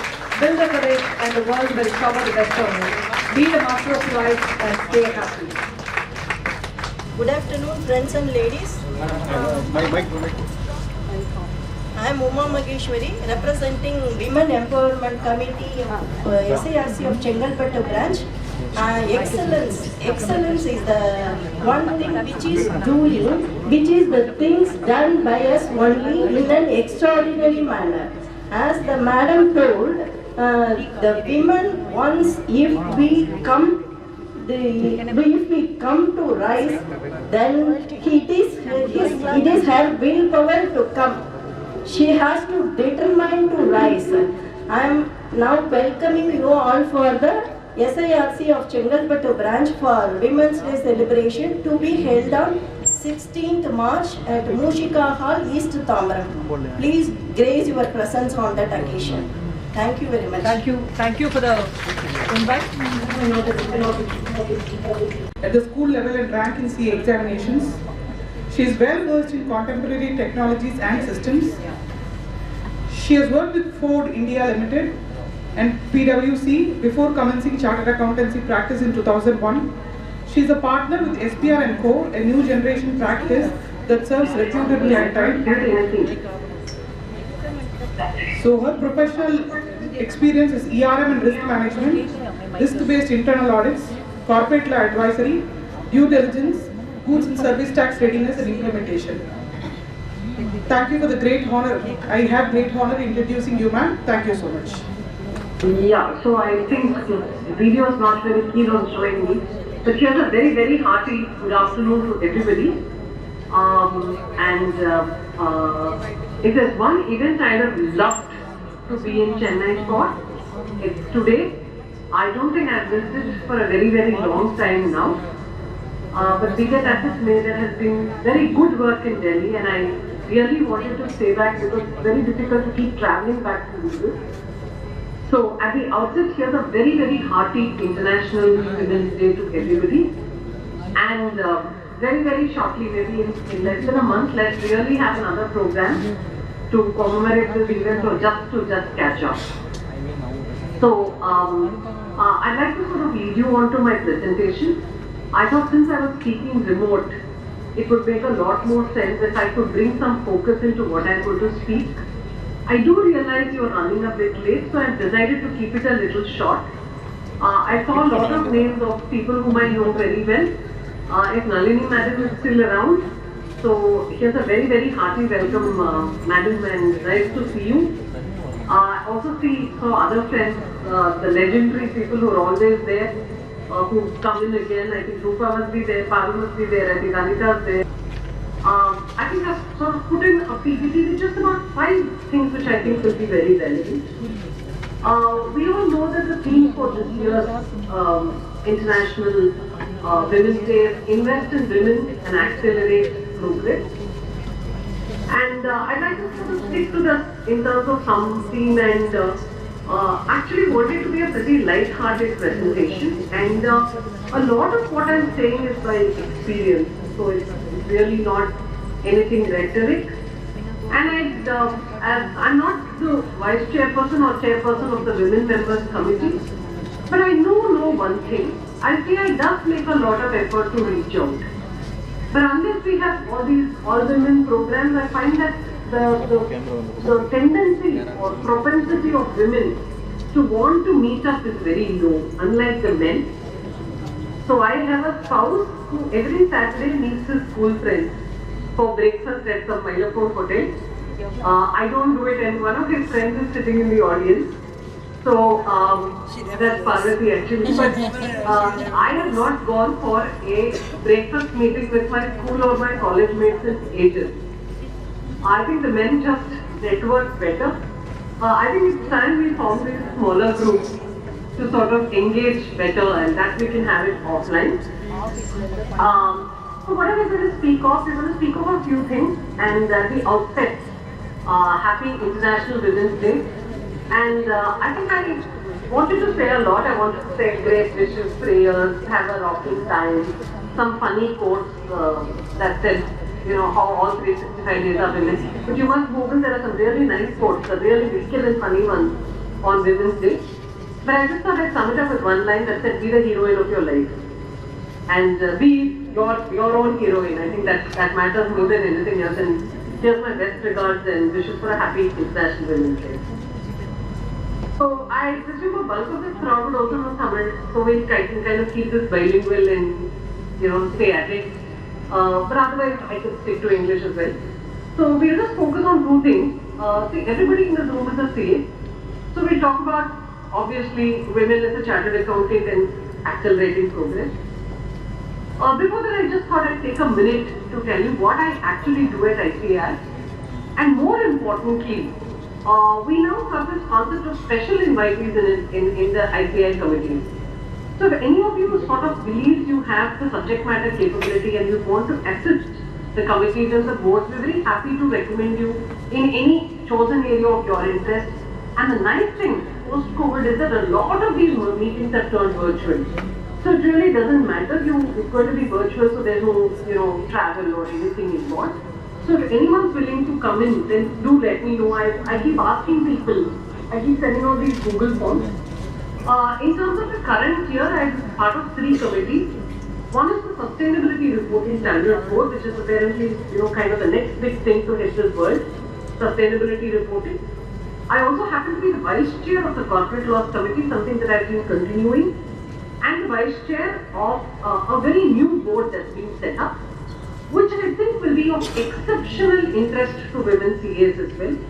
It's called the Professional Skills Enrichment Board. And this is the first time we've set up this board, and I'm coming to it very, very shortly.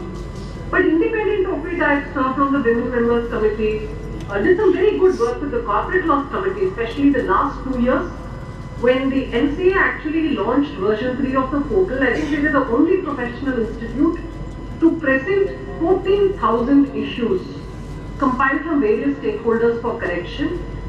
So every time we heard something was an issue and the portal wasn't working, we compiled it, we created a help desk, and we bucketed it into 200, 300 types of issues and helped with resolution.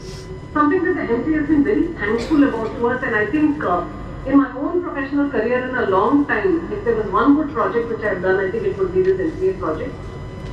Also being part of the peer review board, if any of you need any informal guidance on how to prepare a QC manual, I've done it all for my firm. I'm just getting the peer review done this year for the first time. So happy to help you as well. I've also been part of the CAQD, which is the Center for Audit Quality. I'm a director of the Accounting Research Foundation, for which we've actually done a very nice project for the Tamil Nadu government. We've helped them to redraft their entire treasury code. Again, a one-of-its-kind project in India, and I've been very honored to work with 8 to 10 CAs who were assisted in this project. The other nice thing is we keep sending out these expression of interest. So if any of you is interested in participating for any of these projects, do let us know. I've also sort of very recently got appointed as a technical advisor to a board member on the International Auditing and Assurance Standards Board. So I'm expected to actually assist the board member, Mr. Vishal Doshi. And I'm also the chair of the Sustainability Committee of SAFA. But having said all this, if there's anything that you want us to do for you, in terms of contribution, in terms of wanting to be an invitee on any of the committees of ICAI, provided you can spend some time, you want to be a speaker somewhere, you see a program somewhere, you want some recommendations, ICAI is very happy to do. So coming to the CA context, because all of us in this room are women, 30% of the chartered accountants today are women. 44% of the students are women. Are these numbers reflected in the numbers of CFOs and CEOs? Sadly no. Are these numbers reflected in top practice units and firms, maybe the large firms, yes, who have a very conscious diversity policy? Yes. But otherwise I think it's not been great. Brings us to another important question. Should we make things better at all? I think we should. Because I think a lot of us sometimes don't know what we are missing. We're so happy and we are not happy. I would say that, we tend to always as women prioritize somebody else's interest over ours. So in that context, we possibly don't know what we are missing. So I think it's important. And how do we make things better? So that's actually the CA context of this whole thing, and the next 10 minutes only that I will take on this. So I have precisely 4 insights, 5 insights which I think are very practical. Please don't think that, I'm here, I'm just running a small practice, or I'm in the middle management of a company. Should I really do this at all? I think you should. Because I think there's tremendous, headroom for growth for all of us. Growth room that we are really not taking. But it will be nice to collaborate to see how we can work to take this forward. But of course, the first step has to come from within. What are we looking at as actions? We're talking of skill development. We're talking about role models and buddies. We're talking about cultivating an ambition. We're talking about dismantling stereotypes. We often tend to think that we need to do something like a man to lead, but it's not true. I think if you look at Scandinavian companies' boards, they're actually dominated by women. So maybe the women, in fact, it's proven that women on boards is actually a nice thing. So maybe men now have to sort of transform to a women leadership style, which might augur better for this, ESG-driven world. And a supportive CA community. How do we actually enable it for ourselves? See, somewhere along the line, we've said this many times. See, the institute is willing to do stuff, but we want people asking for it. If somebody says, can we bring 20 women in a room? I'm sure one of us can even post it, in our offices, homes, etc. So this institute is just a reason. I'm sure the Brahmaya hall is available, the council hall is available for us to do stuff. Now, look at skills. we are constantly talking about accounting, auditing, assurance, internal audit, this, that. How many of us have actually taken the effort to develop our skills?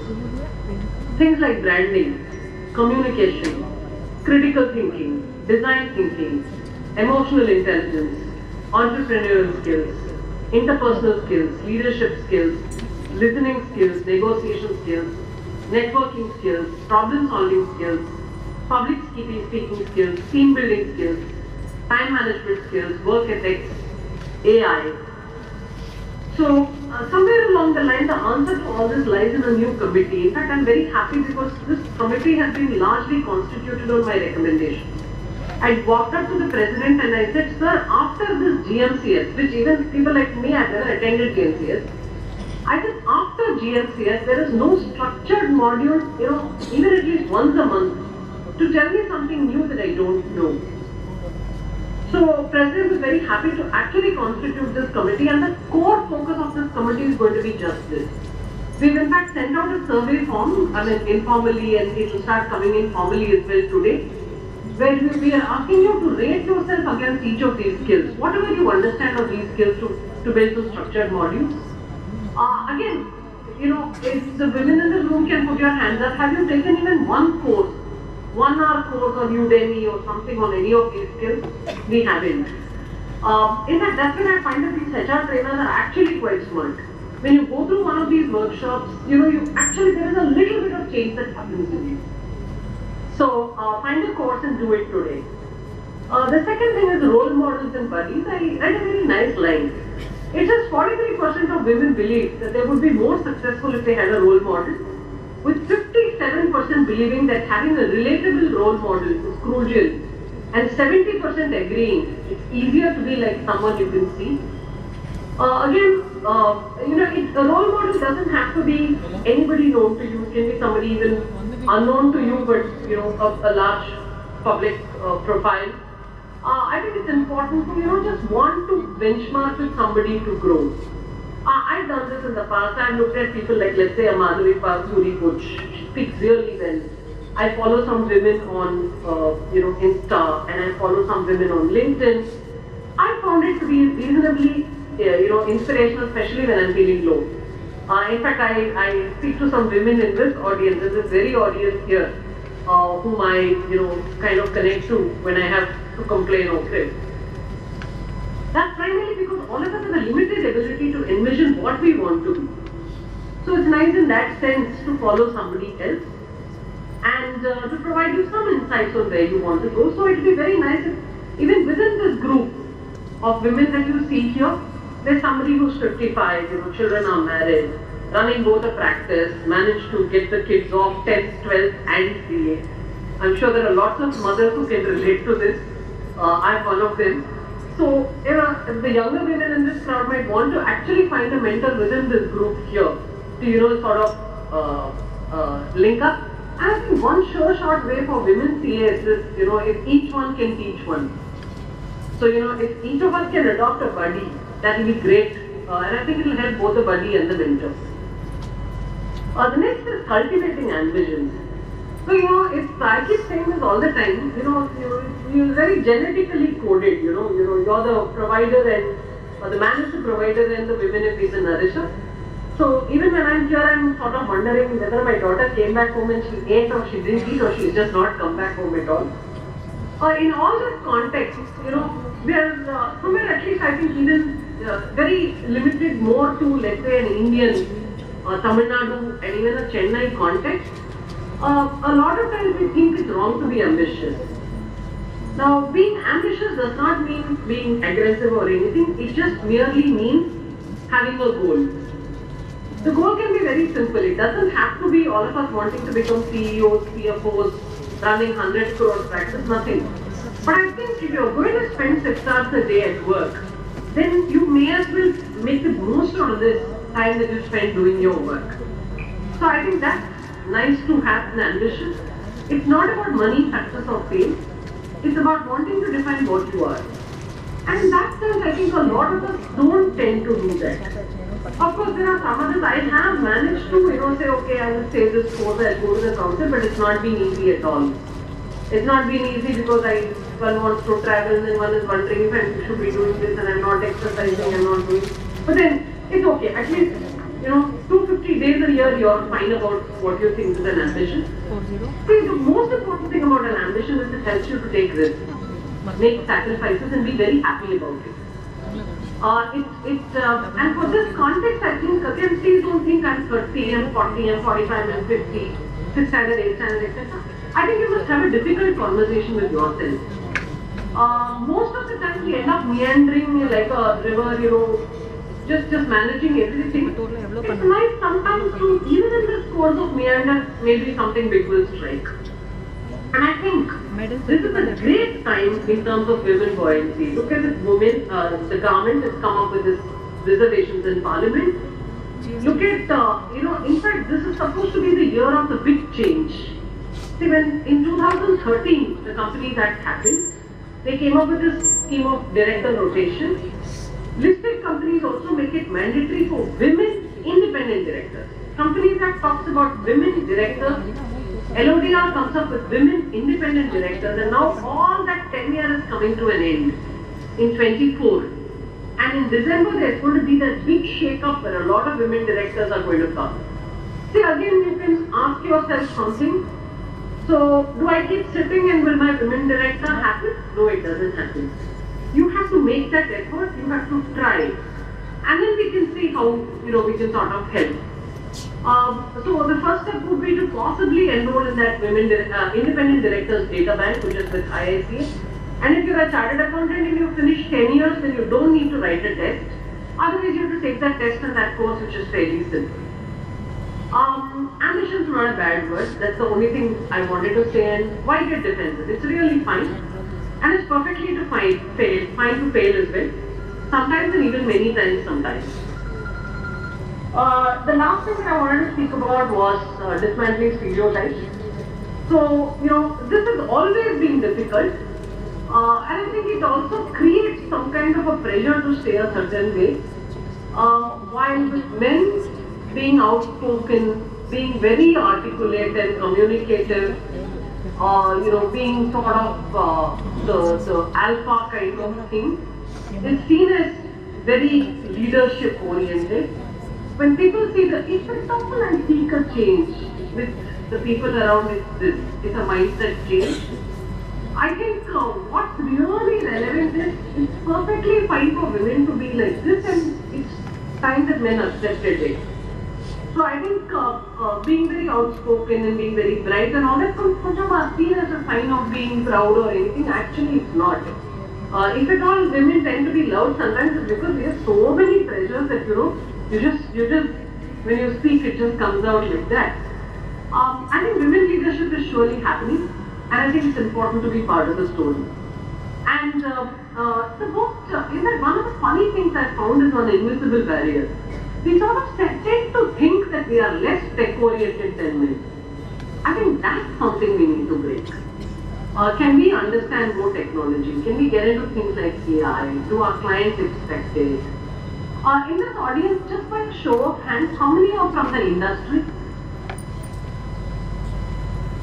Okay, very few. So, but I think what I'm saying equally applies for people in the industry as it applies to practice. And of course, the most important thing, do walk with an extra bounce and confidence. Just to conclude, it's something like this, and again said this before, especially for the younger women in this audience here today, it's very easy to quit, but please don't do it because you've been through one monstrous course, this chartered accountancy, so you passed and got in here. So just hang in there. And secondly, I don't think it's important for all of us to be super parents. The 60 marks, 70 marks and all, with kids is really okay. They sort of pick up at the right time. So, again, having lived through it, I've taken these 3 months intensive breaks only to study for 12th standard. And somehow I've gotten through. So I guess it'll work for all of us. Don't get too worried. And again, don't get psyched by this glass ceiling. Whether it's in practice or in your office, people, they kind of psych you. They either say, yeah, somebody is broken, become this, become that and all that. Or they say you must aspire to break this glass ceiling. If all the women broke glass ceilings, it will be a lot of glass in the world. It's not at all worth it. And I sort of like to end this with a very nice quote. I mean, I think it's very rare that I actually feel like this, but today is one of those days and I feel super proud about being a woman. This is very nice shloka which I'm sure you must have all heard, and I'm again very sure. I said this before, it's this Yagyevi Sarvabhuteshu Matru Rupena Samstita Namaste Namaste Namaste Namo Namaha. So I think the universe provides you with something that's far superior. And I don't just mean in an act of giving birth to somebody, but I think truly in terms of being compassionate. And the only genre of people, humans that can be compassionate to the core is women. And I think that's the essence of motherhood. So cheers to everybody for a rocking, happy Women's Day, and be the women, be the heroines that we always wanted. Thank you very much, and thanks to Geeta Adhyam, Revathi, and Rekha for this very nice program that you've managed to put together. And hope to see you soon in the near future. But if there's anything we can do to, sort of meet up aggregately, individually, it'd be very nice. And I don't know if there are many women in the audience, but here's a big hi to any women, any men, if any, in the audience. So thank you very much. We have a very special memento for you, which we'll hand over when we are back in Chennai. Director, Subha. So nice.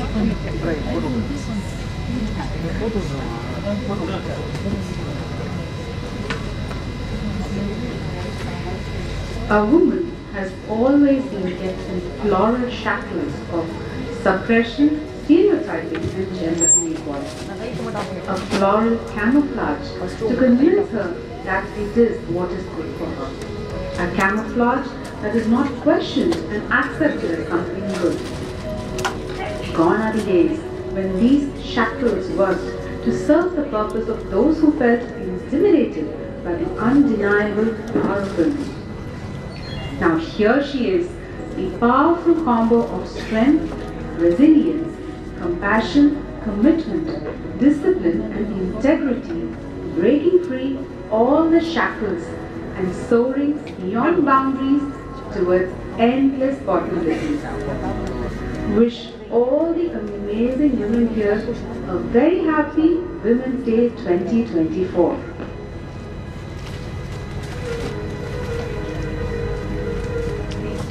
Was the video nice? This is more like who built Taj Mahal? Is it the Shah Jahan or the architect or the people who work on ground? Similarly, this was made through AI, probably with AI. So Archana morning, I think you would have seen, she introduced Poornima Bhagyraj. She designed this video, it was her voice, and it was done purely with AI, completely AI. So we thought it would be relevant to put this video before our technology session here. May I now request our chairperson, CA Geeta, to honor our panelists of the day.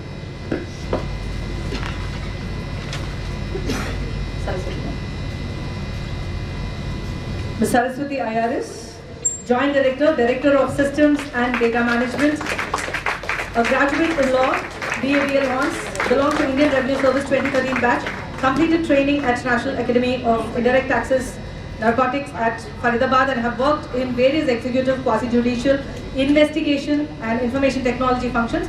Also a faculty and trainer in department, regional academies, chairpersons of Internal Complaints Committee, POSH, currently working as a Joint Director, Director of Systems and Data Management, Chennai.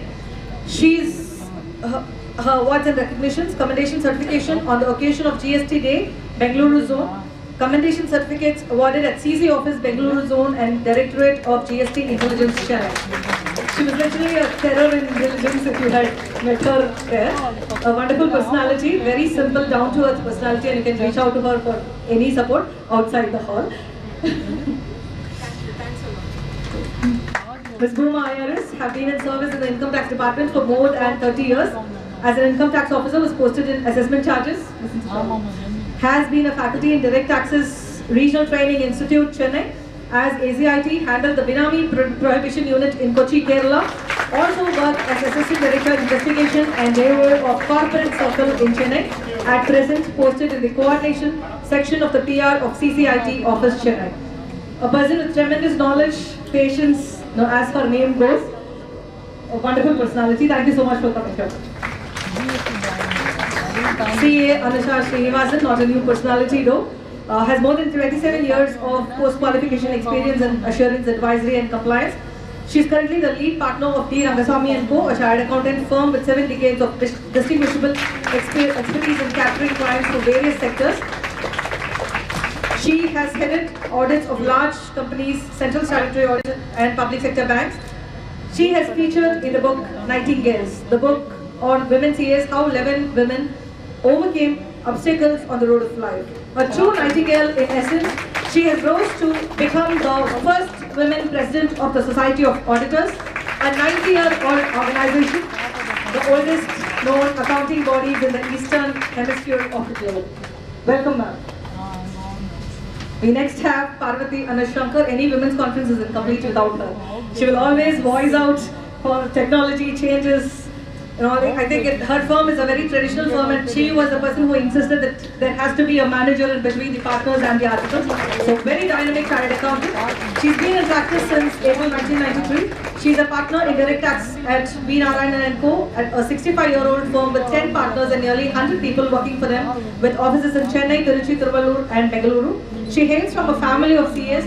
Her father, sisters are CAs, married to CA Anush, who is also a partner in profession and also hails from a family of CAs. She is also a mother of 2 boys who are also qualified CAs, by God. I think you should put it as a percentage in the CA Institute.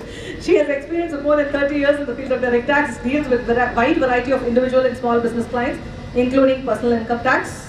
So a very hearty welcome to you. Over to the debate. Anusha ma'am wants to take the notes. Very good day to all of you, and a very, very happy Women's Day. Women's Day is specially celebrated in this premises every year, irrespective of whichever place we go after this. And to me, it's always been special because I've been part of the organizing for many years now. This year is very, very special to all of us. We are seeing a woman chairperson in our generation, after Lady Shiva Bogam. On behalf of the Society of Auditors, it gives me immense pleasure to felicitate CA Geeta Adya, my very good friend who has taken over as the chairperson of SIRC. The first woman was Lady Shiva Bogam way back in 1950s. Including me, I don't think anybody in this hall has seen or met Lady Shiva Bogam, but every year on July 23rd, SIRC and the Society of Auditors have been celebrating her life as a memorial lecture, and there's a book released in her name. She was a man among women, a very notable chairperson. In fact, she was chairperson for 3 terms, the record that never can be beaten because of the new norms whatsoever. So I was here when Geeta took over a few days ago, and I saw her action plan and all that. I'm sure Geeta is another Lady Shiva Bogam, and whatever Lady Shiva Bogam did in the 3 years, Geeta will be doing it in this 1 year. In Geeta's council, we have CA Revati, another very great friend of mine, the very young and dynamic CA Rekha, who have, I think there are 3 Shaktis in the team of our council in the last 3 years. This is the 3rd year they are all together. Probably to align with the topic today, I will call them the 3 Sakhis. And we are just waiting to see how these 3 Sakhis take SIRC to the next league. Geeta, can we have you here, please?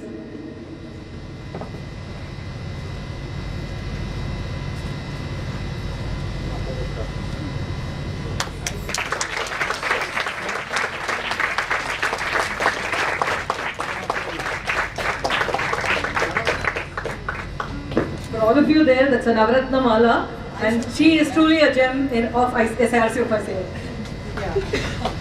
I generally don't, I'm not for giving bouquets because it just lasts for a day. And Geeta comes from outside Chennai, I wasn't sure if she'll even carry it back home. So this is mala which I'm also wearing. This is to bring in all the positive energy from the universe to her. Thank you. Thank you very much.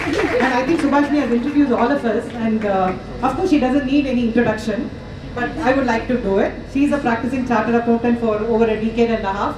She's an expert in income tax, GST. You can see all the higher officials from the department sitting here thanks to her, and she's been the voice of SIRC and the voice of the Society of Auditors, as I would always like to call her. Very avid speaker and excellent in communication. Thank you, ma'am. Thank you, that's so kind of you. So, moving on to the topic. Technology is probably the oxygen and water in every aspect of life today, whatever profession we are, and almost like in our day-to-day life. So we thought it will be relevant to discuss on the technology, like how it was and what transition it has undergone, and probably the pros and cons of technology, whatever we face, and the must-dos of upskilling ourselves to walk in pace with the technology. And that's why we have people from various facets to share their ideas on this. So I would like to start with Saraswathi ma'am. Ma'am, indirect tax in India forms like the major revenue contributor to the government. Can you tell us how technology has transformed the entire tax system? And was technology the basic strength or the pillar behind introducing GST? Thank you. Very good afternoon to one and all present here. It's my is it better? Yeah. It's my honor and privilege to be here on this occasion, and I thank the committee and the association for having me here. So prior to the start of the function, we were just having an introduction when Parvathi madam, she was mentioning that while we were speaking, she was mentioning that they were very particular in having a professional topic today and not a woman-oriented, woman-centric topic today. It's a very good insight, because if most of the day today I generally avoid going to the function, because one day we speak about women and they give all the things, like in one hand you will give the vessel, another hand book, another hand everything you give, next day you will forget. So this is one of the few places or institution where we are dealing with a professional topic on a Women's Day, and then this itself means that the entire audience sitting here is empowered. So happy Women's Day everyone. Which it's selected today is very relevant. Like just 2 weeks back, when you had gone through the paper, Finance Minister, when she was heading the enforcement conferences, she guided the officers that in future technology should be used more judiciously in ensuring voluntary compliance, and also to ensure that the evasion goes lesser. So this is the extent. So wherever you go, the technology becomes very essential for every even day-to-day functions. So today morning, while I was having a cursory glance at the newspaper, I just read one line which says that when a technology rolls over, unless you are part of a steamroller, you are on the road. Which means that the technology is inevitable. Either you take control of the technology or technology will take control of it. So that is going to happen. So the same applies to everyone here, and including the government and including the taxation department also. So when you see, I said you were asking about how the technology has influenced the taxation and the policies. So when we see the history of taxation system in India, we find that the role and responsibilities of the department and the officers has changed over time. And then the contribution of technology for this paradigm shift is definitely, we cannot leave discussing about it. So during initial days, like let us start with the advent of the British time.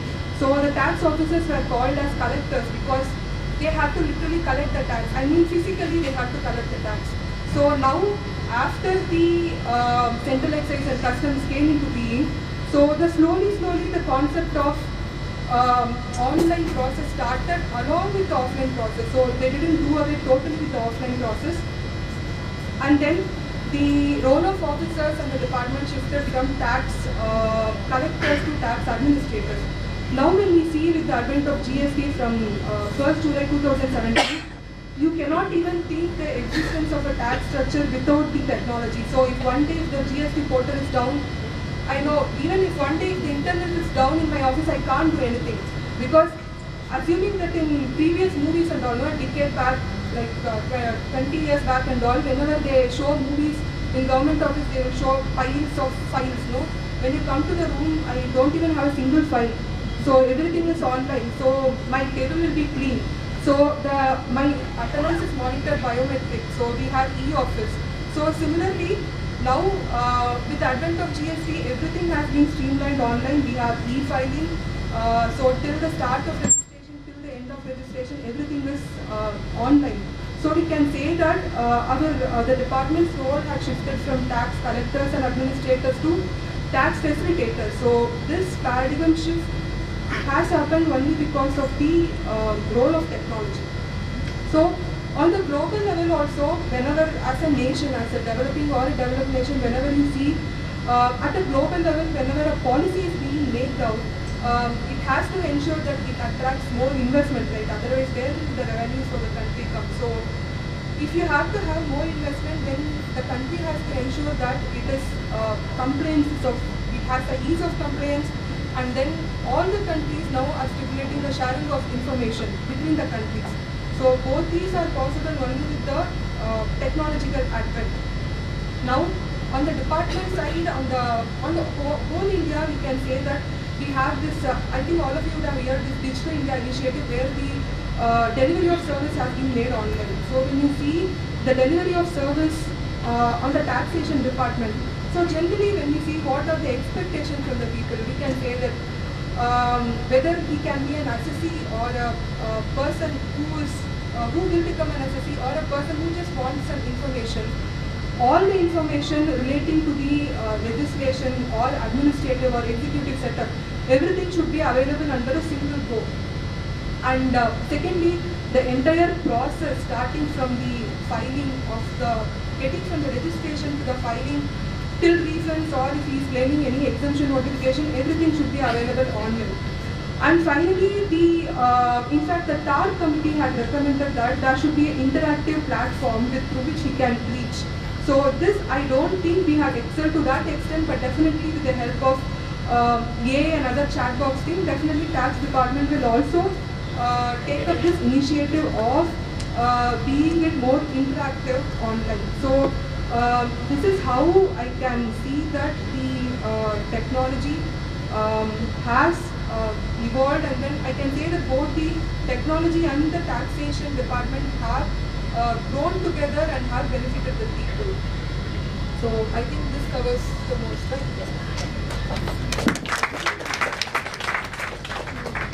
I think it was wonderful, like, from literal tax collection. Today it is all, even the bill trading, she finds it out like sitting in a room. So all that is possible only with technology, and today it is said the department knows much more than what we know about ourselves. So it's gone to that extent. Parvathi ma'am, so how would you rate the evolution? Like you're from a very old decades of firm and a family of CAs. So can you tell us the evolution of technology in practice as a firm, as a profession?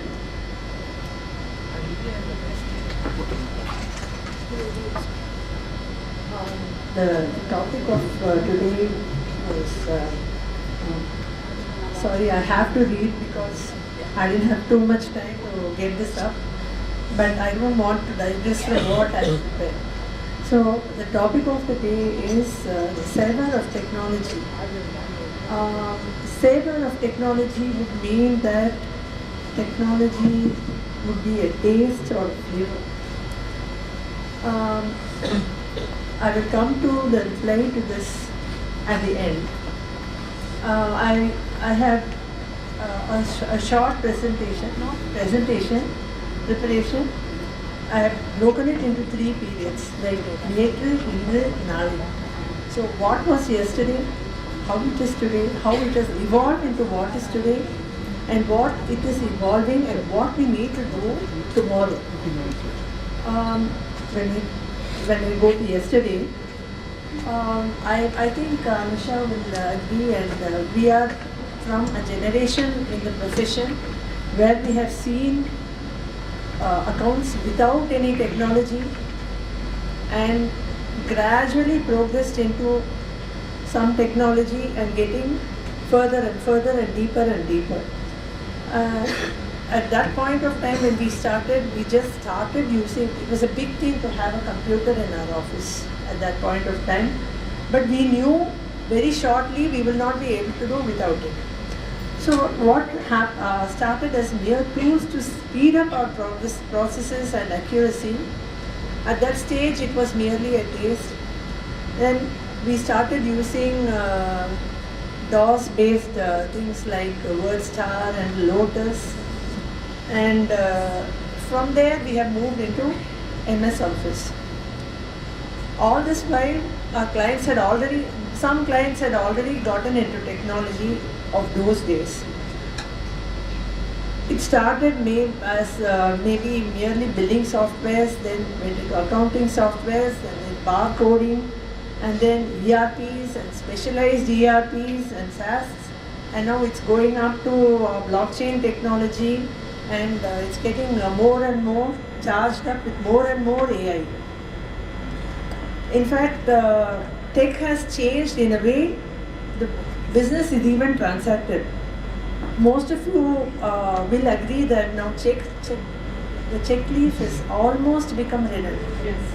I don't even know, I had my last checkbook somewhere, I can't even find it. I don't even use it. And UPI, FinTech, even net banking is getting better and better. And our profession has been trying to catch up, running behind all this, running behind our clients, running behind the department, trying to catch up with them, trying to catch up. And first, we learned all using softwares to just file our returns, then just to make sure that the trial balances that we receive are tallied. Tallying our balance sheet was a big thing, but now we have moved beyond that. Now we have to tackle complex problems with using analytical softwares and audit tools and data providers. Even our so-called areas of practice have not been spared with the ROC, the income tax and GST portals created by the Aadhaar, PAN, KYCs are manifesting.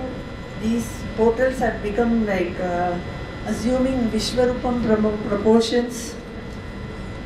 In fact, on account of big tech and AI, there's nothing about the citizen that either human or corporate or any entity for that matter, none of them can make any transaction without being detected by the department.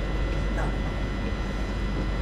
many clients are still not aware that the day they have given their PAN somewhere, their Aadhaar somewhere, they can be tracked. So it is our duty to tell them that please comply, please comply.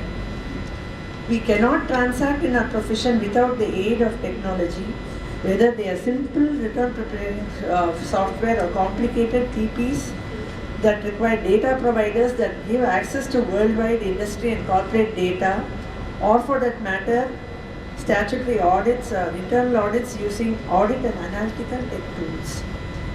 In fact, in my firm itself, each department has its own techniques, and it's a continuous process for all partners, upskilling not just in our realm of professional competence, in also technology to keep up with all the changes. Tech support in the form of analytics, audit tools, data providers like Capital Line, Import Genius, Brain Company, Exchange Data International. These are the things that give data for your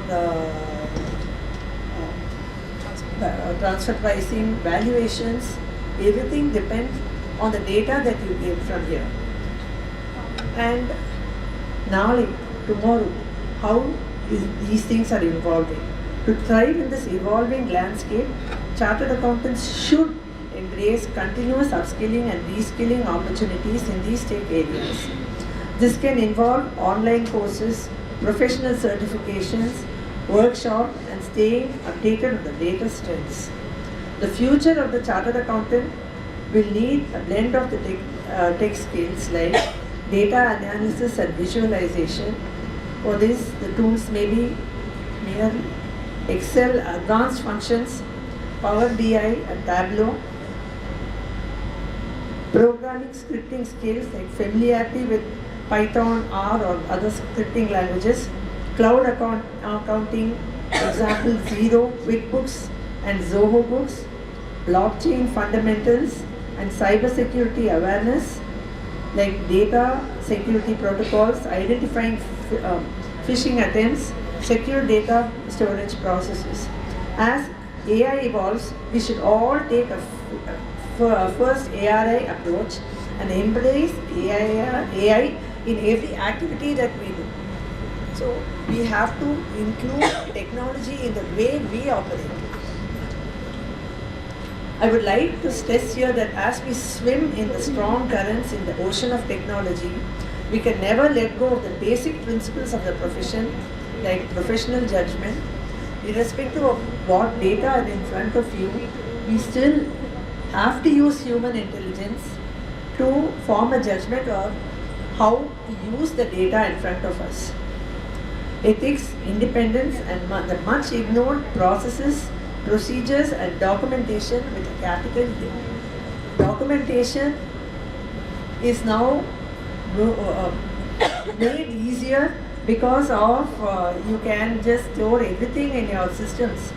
But removal of unwanted data and getting rid of redundant data, all those things are very important, and the documentation is important to say to save yourself. Tomorrow some question arises, saving yourself is very important. And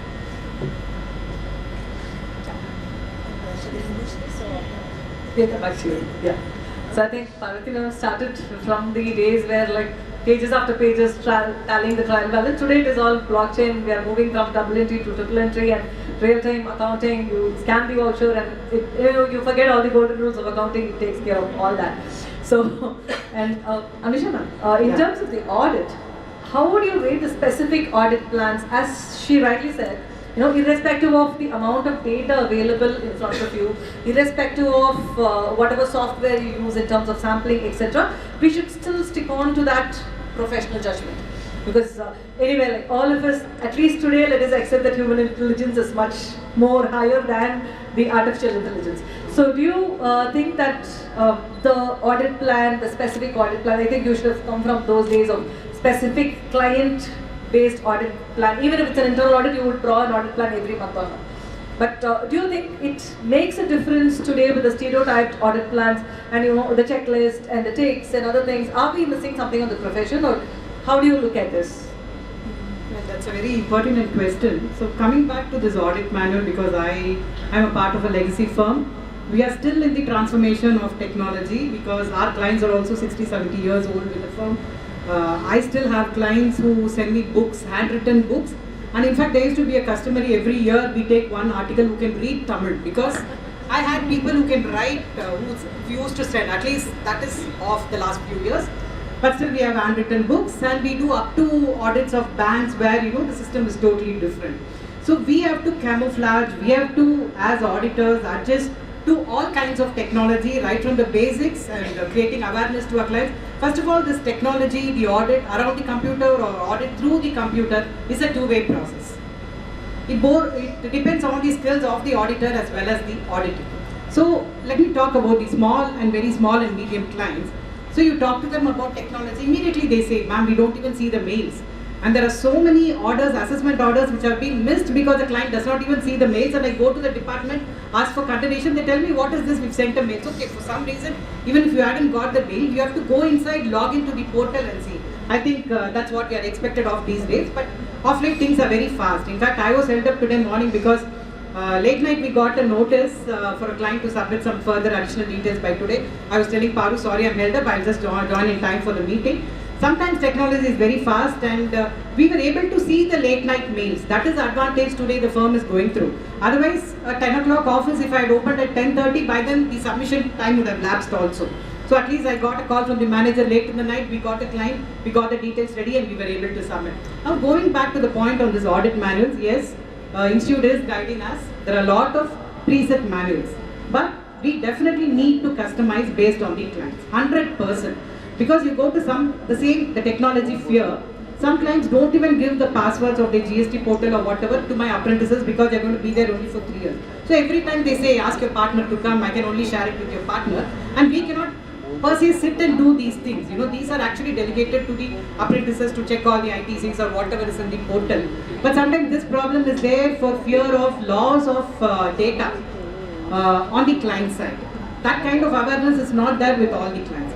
And there are some clients who deliberately do not like to get into technology for fear of being tracked. In fact, Finance Minister Saraswathi ma'am was also saying, we had the privilege, the Society of Auditors, to have our Finance Minister a few months ago at our 90th year celebrations. And Nirmala Sitharaman ji was very specific in saying how AI is helping the department. Just supplementing to what she said, she was talking about the web where all the details are called out, and where with just a tip in the web they are able to. That's how all these ED searches and IT searches have been going on. We can see how it starts in Bangalore, it goes to Cochin, then there's an A to Chennai and all that. So technology is helping a lot. But again, we have to go in depth the next, I think probably we should have one session exclusively on data protection. So again, coming back to this manual, yes, we customize. And there are some clients, they may be just a private limited, very closely held. They may be doing really well in their business. Even when you go to the basics of cash verification, it will be very personally held by the client or the first members of the family. They will not even allow our staff to go and verify the cash. We are still today facing those problems. So wherein required, we pitch in. We partners do pitch in, because ultimately the work has to be done. You are signing the report. You have to be very cautious on this technology and all that. Then going to the banks. Banks are one part of our clients, and where you have the other middle-sized clients. Banks are totally under CBS now. Like Paru was just mentioning, I remember this MS-DOS system. In mid-90s when I qualified, bank did have some way of, now it is a Pakka CBS where everything's under one system. Earlier, everything used to run, I shouldn't say parallelly, but they were in different systems. The payroll used to be different. And then they had something called balancing book for deposits. So you just cannot go by the system, you have to see the deposit books. So bank to bank, your manual, your way of seeing, your way of culling out information, your way of taking out reports that are necessary for the audit. I think we were the first ones way back in 90 where we were able to convert some of the, when we did Canara Bank. Of course, I'm not tech savvy, the credit goes to my partner then. He was able to bring everything, convert into Excel and analyze. Today, we see this digital transformation as an excellent data analysis tool. So your client may be on a tally, your client may be on an ERP system, or maybe just some books, or maybe just maintaining the base accounts in an Excel sheet. You should know to use all the provisions and make the data analysis so that your audit gets quicker. By using this technology, we are faster, and we also help the client in so many ways, in fraud detection and so many other things also. Even their MIS is nowadays very quick, they don't depend on us for doing it. I would also I wanted to supplement on what Paru said. I was just talking about this MS-DOS system. Those asset statements, the advances of the bank is primarily what we check, because we were the central auditors and used to do big branches. Literally, it used to be printed in a dot matrix printer, and the sound like a telephone, cring, cring, cring. You sit in that room, the pages go, and it will be like folding a sari. We used to fold all the sheets, analyze and do. Now everything, the entire advances of the bank is in only one sheet. A lot has improved now in technology. We have seen it evolving a lot. Of course, I come from a 70-year-old firm, but my experience, including my articleship period, is probably less than half of the age of my firm. But still, having heard from my senior partners, having seen what all they did, there is a lot of plus and minus in technology, and when it comes to the way we audit. So when we focus on the technology, simple, we go to any audit starting from a partnership firm to a bank, to a private limited, to a listed company. As long as the first priority of your team, it may be a new audit for you. Understand the system. As simple as that. Find where there are loopholes. Actually, I don't know if I can say this in this forum, even though banks come under CBS, there are many cases of non-performing assets which are not reflected in the CBS, which we have identified many a time. So the bank people will say, they may sometimes feign ignorance, sometimes deliberately do it. They just come to you and say, no, it's all in the system, this is all we have, this is all reports are there. There are so many exceptional reports, we can go and take it from the system.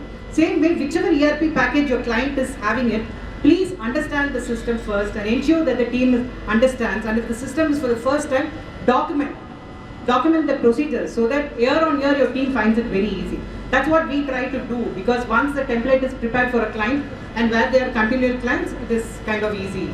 I think I've answered. Yes.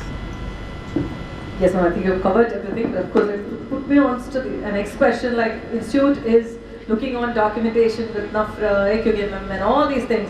So honestly, like small firms, I'm sure like many of you would share my views. You know, we really don't know whether we have to do audit or documentation. It's going that busy. But before we come on to that question, Bhooma, from the nautical miles as borders where we were looking at the sea borders and all that, today with BEPS, e-commerce and evolution of technology and taxation system is going borderless, phaseless. Has the compliance increased or the complications? Of course, in phaseless, like ma'am was talking about the languages. You know, somebody has to read Tamil. In phaseless, I'm sure Bhooma ma'am will be facing all Urdu, Kannada, Telugu, Oriya, everything. So let's understand from her as to how the technology is influencing. Thank you so much. A very happy Women's Day to all of you. Thank you. Should wear my specs. So, and thank you so much for inviting me. So I would like to focus on, as Saraswathi ma'am has said, the changes in legislation and the changes in technology has to go hand in hand. So only if the technology is improved and the legislation is not improved to match the technology, or if the legislation alone is changed and it is not adapted to technology, then we cannot implement technology in a government department. That is what I feel.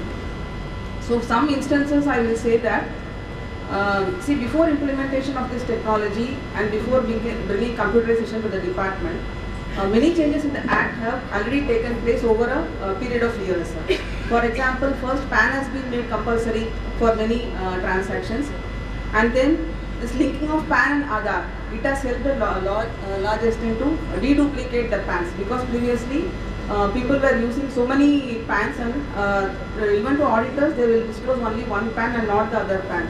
So in some cases come up for scrutiny and all, what will happen is only then at that point of time the auditors used to really know about the other PAN their clients were having. Only the department used to tell them that your client is having another PAN. So this linking of Aadhaar is a very big step towards removing the deduplication of PAN and making the assessees or taxpayers, now they are no more called assessees, they are called taxpayers. So the taxpayers will have only one PAN. That is a next step.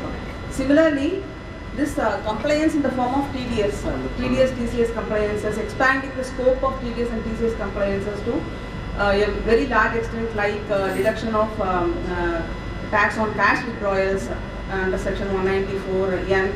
So these have helped the department to maintain a very big data. So they keep on increasing the data and information which is flowing to the department. So similarly, this introduction of the section 285BA for the reporting entities.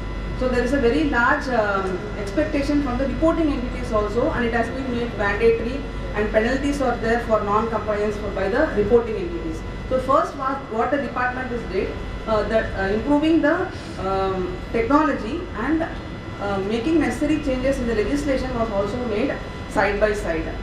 So now we have a very big data for analysis, a depth of information, and if Tamil Nadu is concerned, we are having around 4.5 crore PANs in Tamil Nadu state itself, out of which only 50 lakh is filing a income tax return. So we have so much data with us. So then comes the analysis of the data and what is actionable data. So for that we have developed a designated portal like this Insight portal. So from that Insight portal, are we really savoring the technology? Means yes, really we are savoring the technology. So from the Insight portal, a lot of MIS reports are we are able to generate depending upon sector wise, depending upon area wise, depending upon pin code wise, depending upon deduction wise. So really technology has made us, we are really savoring the technology at this point of time. So initially there were so many protests from the union, and there were many hiccups for implementation of this computerization in the department. But at this point of time, I think no one is complaining about the implementation or bringing technology to the department. So there was a time when scrutiny assessments were based on reports called as, at that time it was called as AIR, Annual Information Reports, or ASTs. So there was one point of time when we used to ask the assessee questions. What did you do? Where did you deposit the amount? What are the bank accounts? So we used to keep that information to ourselves during the scrutiny assessments.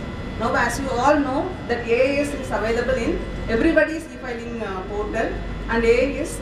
So this is the policy of the government, as our Honorable PM has also said in that taxpayers charter, transparent taxation and honoring the honest. So that is the policy since August 2020, when the faceless assessment, faceless appeal schemes and the taxpayer charter was introduced. So now technology is not one person's property. It is not the property of the income tax department alone. That information and the technology is equally available to all the stakeholders. And I hope everyone is enjoying the benefit of the technology. Like in your e-filing portal, you are able to see that know your jurisdiction, linking of PAN and Aadhaar, and everything is available in one click. And this AIS app has also been made available in your mobile also.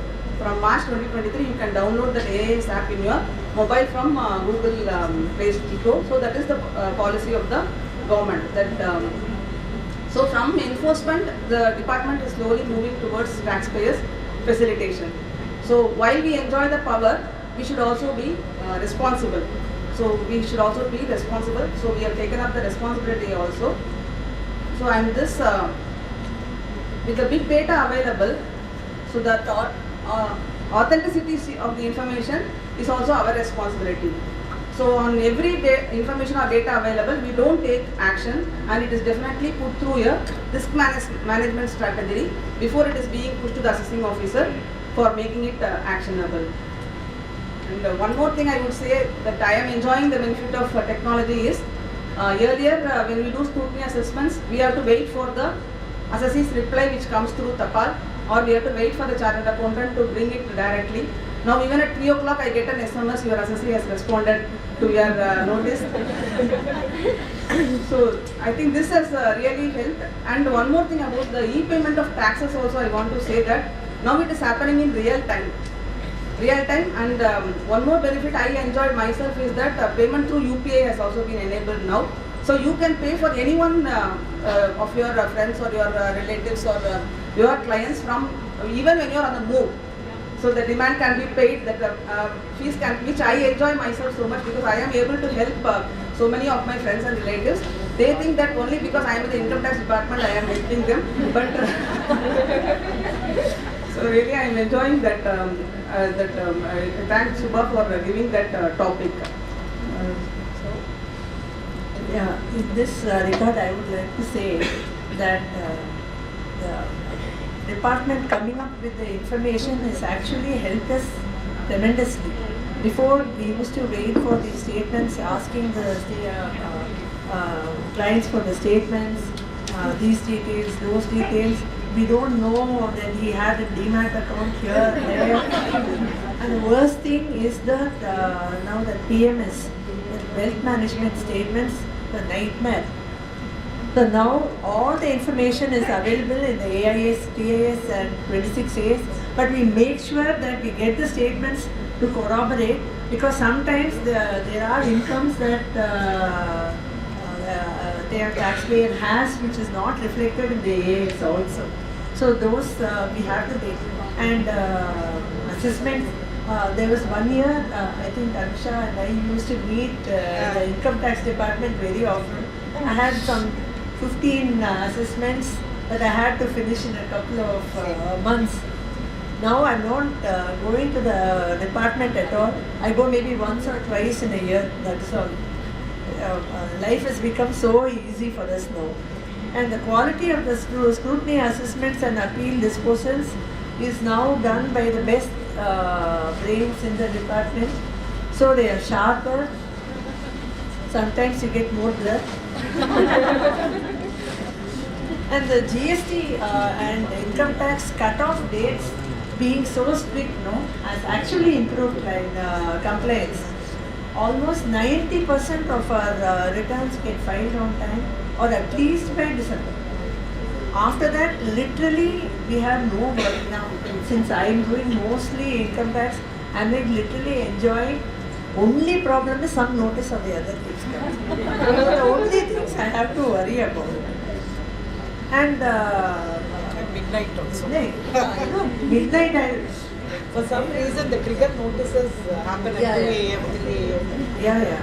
And so it's all, again, like thanks to technology, it's all technology driven, so it pushes in the night because the traffic is less. But with all this now, we can perceive one challenge that may be coming, that though the government has not made an announcement on this, with the AAS, TAS, everything has all information about you. Tomorrow, the return filing may change. They will just give you the date on which they will give you all your information. You just have to say yes. You just have to say yes, no, tax, date, I think that's exactly what our finance minister announced in the budget. They said, we will prepare the returns for you. You just have to say yes. Just pay tax. Pay tax. Yeah. So, is this a problem, or is this an opportunity? We have to see. And we just understand the GST perspective before we come on to this.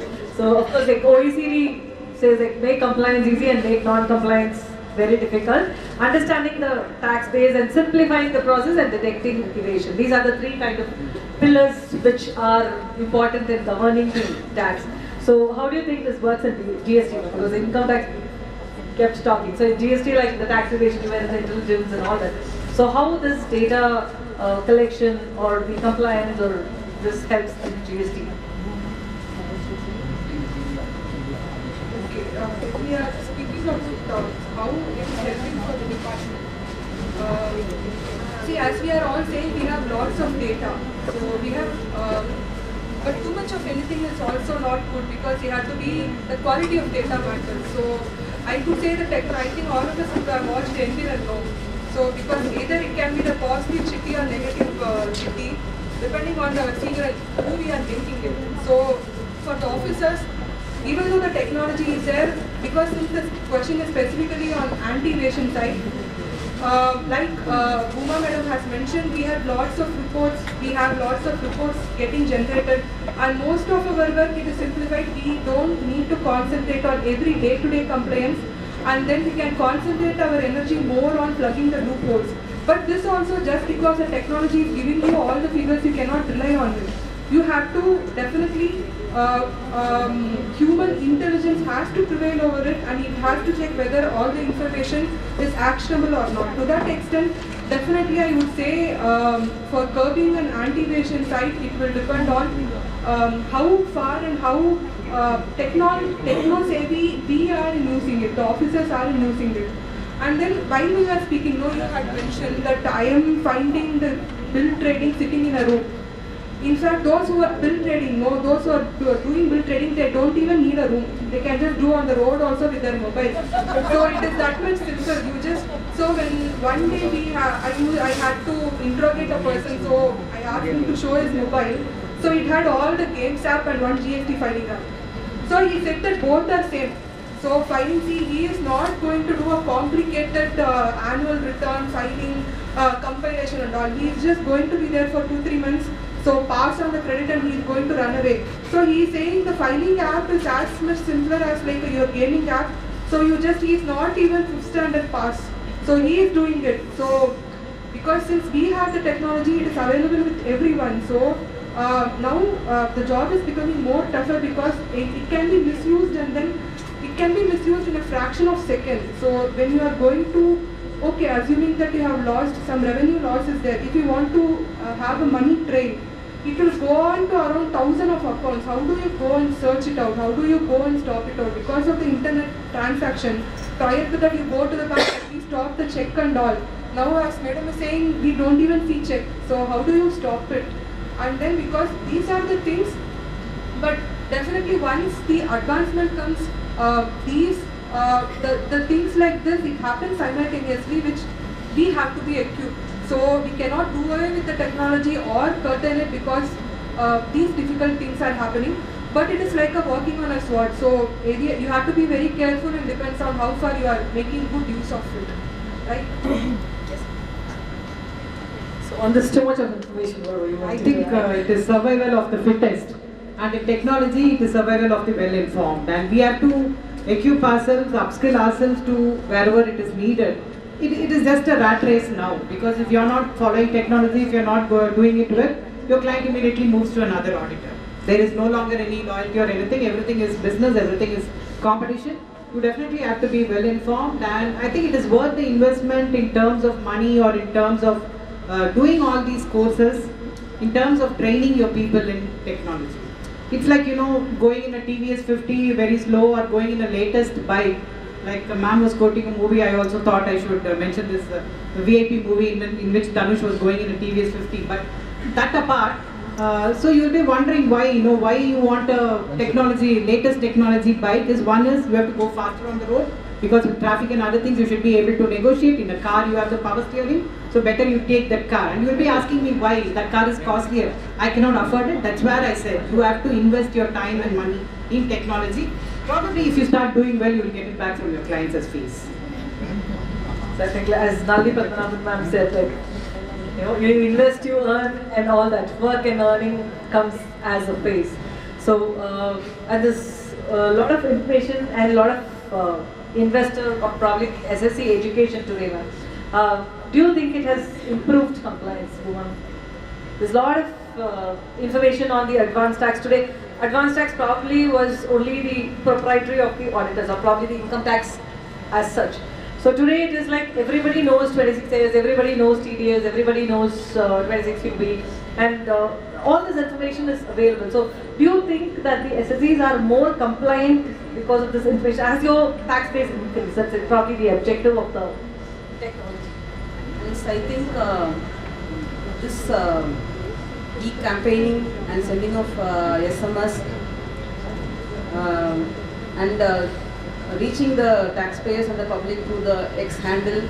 So everything has definitely increased the tax compliance. And I think it is obvious from the number of returns filed this year. It is around 8.8 crores. It has reached a historical figure.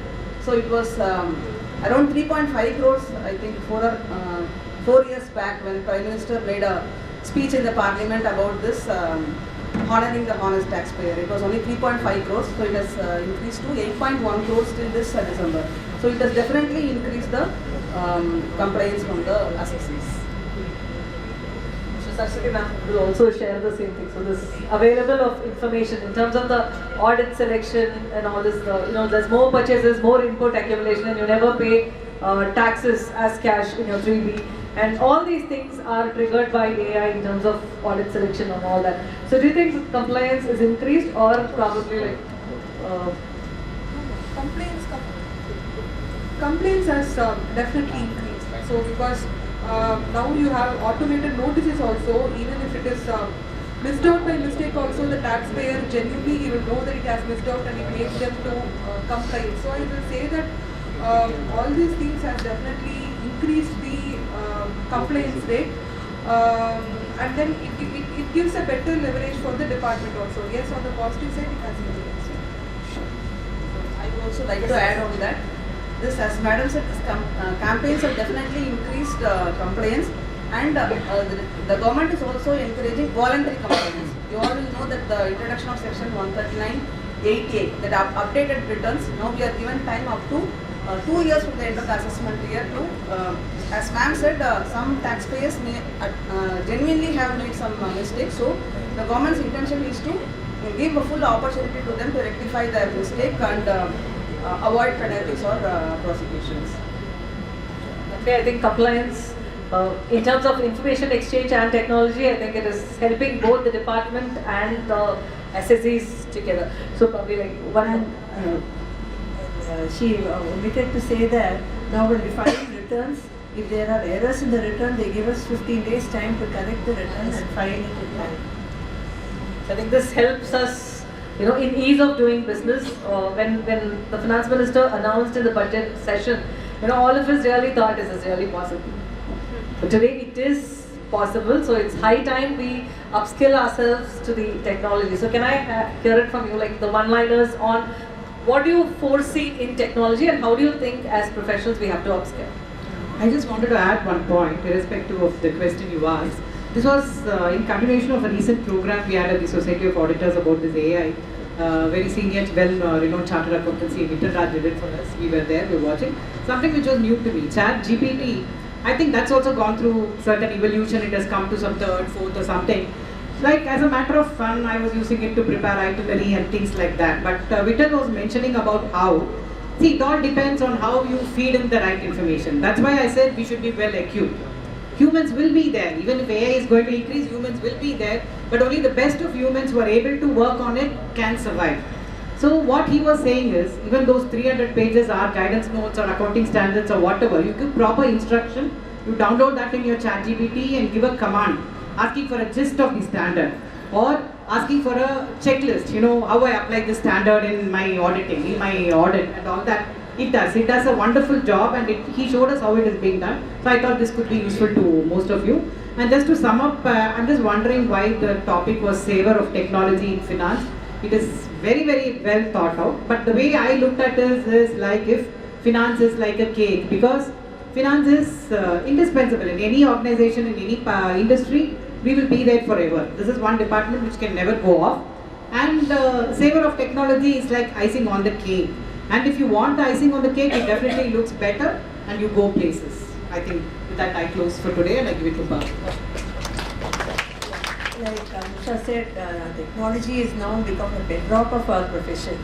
And how we use technology, whether we are going to continue to even be auditors, we don't know because of big tech. Whether like AIS and all that, SEBI has information about all listed companies, and ROC will have the data of every company registered under it, and whether we are going to continue as auditors, we also don't know. But irrespective of what, AI and technology is here to stay. And instead of being helping in compliance, like being hands and feet, then we have to become eyes, ears and the brain and become advisors and give value-added services. Human minds supplemented by technology can do wonders. It is up to us to embrace these powerful tools and become an inseparable part of the engine of growth of our nation. I think that's a wonderful part, and we'll have to really get going with the technology. Dr. In the future, what I foresee is that, as it's already mentioned, I feel that in future there won't be need to declare anything. The entire, whatever the transaction which is being undertaken, that will report automatically, and automatically whatever the dues to be paid will get collected. That is the future nearby I see.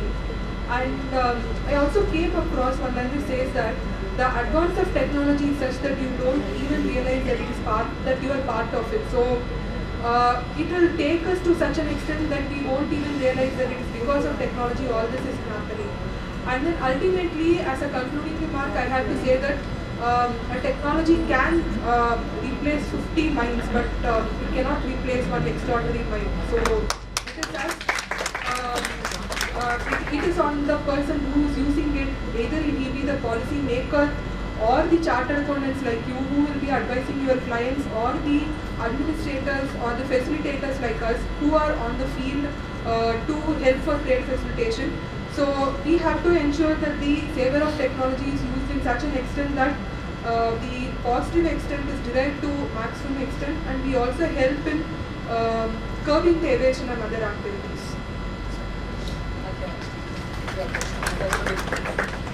So I would say that to keep in pace with the technology, you have to always keep in touch with the technology. So practice. And for our department, I feel that on everyday basis or at least on a weekly basis. I have to go into the log into the system, use all the modules and know what is there. So unless you do it by yourself, unless you practice every day, you cannot keep on pace with the technology. How much ever learning you do, how much ever training you do, you have to do it by yourself. So that is as per my opinion, that is the only way to keep in pace with the advancement of technology. So I think this was probably like a wonderful discussion on the indirect taxes, direct taxes, and from the audit perspective. And I think the moral of the story, all of them, though we call it a financial debate, there was no two opinions at all. So it was, everybody agreed to the fact that we'll have to travel along with the technology, and of course, as Saraswathi ma'am said, it is for a super intelligent mind. And when we're talking about the employment opportunities, whether AI will take over the employment opportunities, now I think there's a new arena of employment opportunity, like who can communicate with the AI. So, you know how, in a way, it listens to it and it responds, gives you the right information. So that again is an emerging area, and I think as long as we are super intelligent, no AI and technology can take over, and as they added and supplemented in our audit profession, we have to make the best use, also like cater to our client needs and sail on with the transition with practice and dirtying our hands to understand what the technology is all about. Thank you so very much for sharing your insights. I'm sure that you will enjoy it. May I now request CA Aarti Hitesh to present a memento to CA Parvathi and Shanker. May I request CA Geeta Adyam, Chairperson SARC, onto the dais.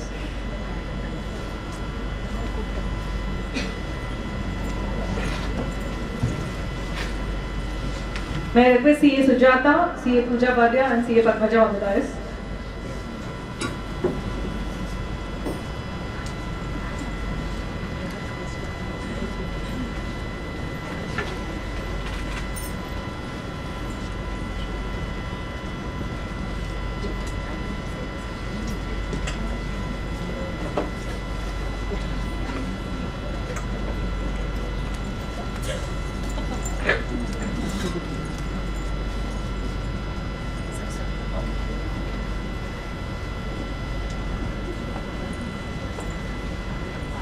CA Aarti to present a memento to Ms. Saraswathi IRS. Ladies, a big round of applause.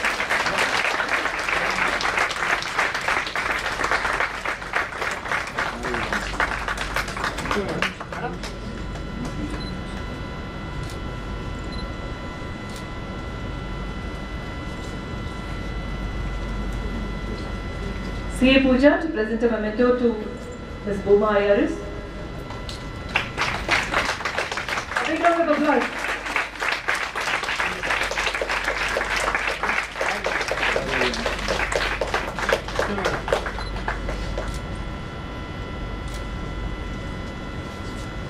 CA Sujata to present a memento to CA Parvathi and Shanker. Anusha Sreenivasan. Oh, lovely, okay. We are meeting after years today, so it's very nice, very nice.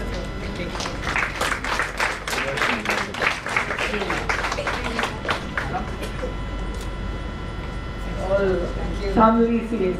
CA Padmaja to present a memento to CA Parvathi and Shanker. A round of applause.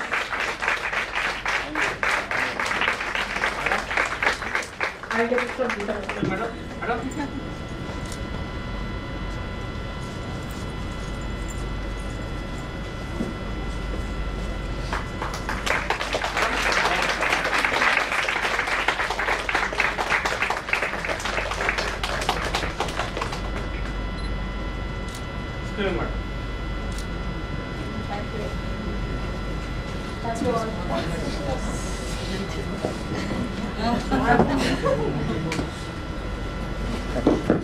Thank you all. We will all stay back for a group photograph before we break for lunch.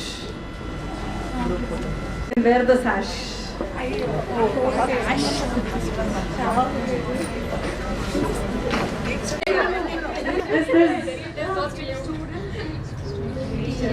I'll be very careful on this. Is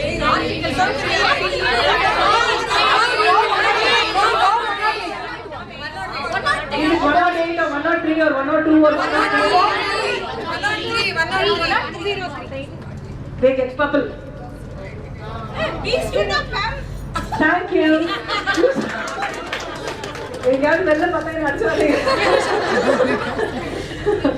So this is more like, I think I'll have to give the credits. It's more like Thiruvilayadal thing. So all these quiz ideas, scramble, unscramble, everything was prepared by CA Renuka Murali. I'm only presenting it here. All credits to her. Give a big round of applause to her. She is the quiz person for any conference. Today she was not able to come, so I just played the role. And thank you so much for the wonderful cooperation and participation. Thank you. Credits to her. So we'll move on to the next portion of felicitation. Points are last less of over. May we now request CA Geeta Adyam, Chairperson. On to the dais, CA Revathi Raghunathan, Vice Chairperson. CA Divya, Chairperson of the CMA Institute. CA Rekha Umashil, Regional Council Member. CA Hemavati Ramachandra. CA Anusha Sreenivasan, on to the dais, please. Okay. Ah, okay.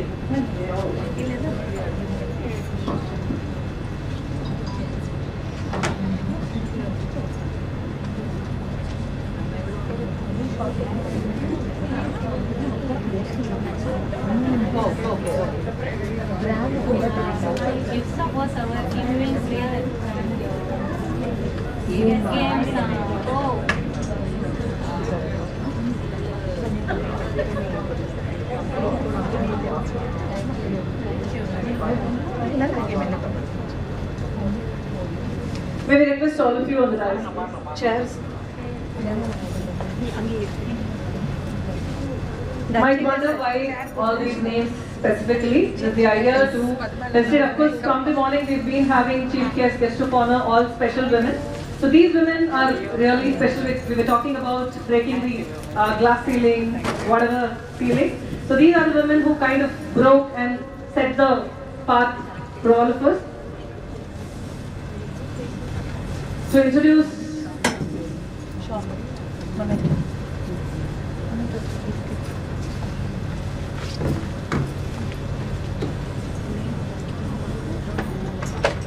in no particular order of protocol. See Madhumala. She was a regional council member. Please. We're waiting for you actually.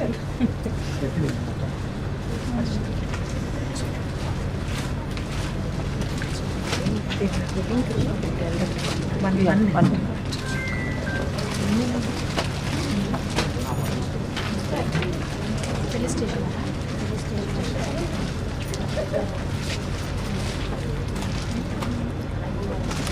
Wherever we see, we used to see on the rise, after the rise, like what Nalini man was telling in the morning. We see like more women and maybe one, more men and maybe one woman, or maybe like no women. Today I think the rise is completely decorated with women, and all of them have excelled in their own. We have set the path high for all of us to follow to inspire us. In no particular protocol, I just introduce them in the order. CA Hemavati Ramachandran, she was a regional council member, and would you like to talk now? Why can? Just you introduce them first.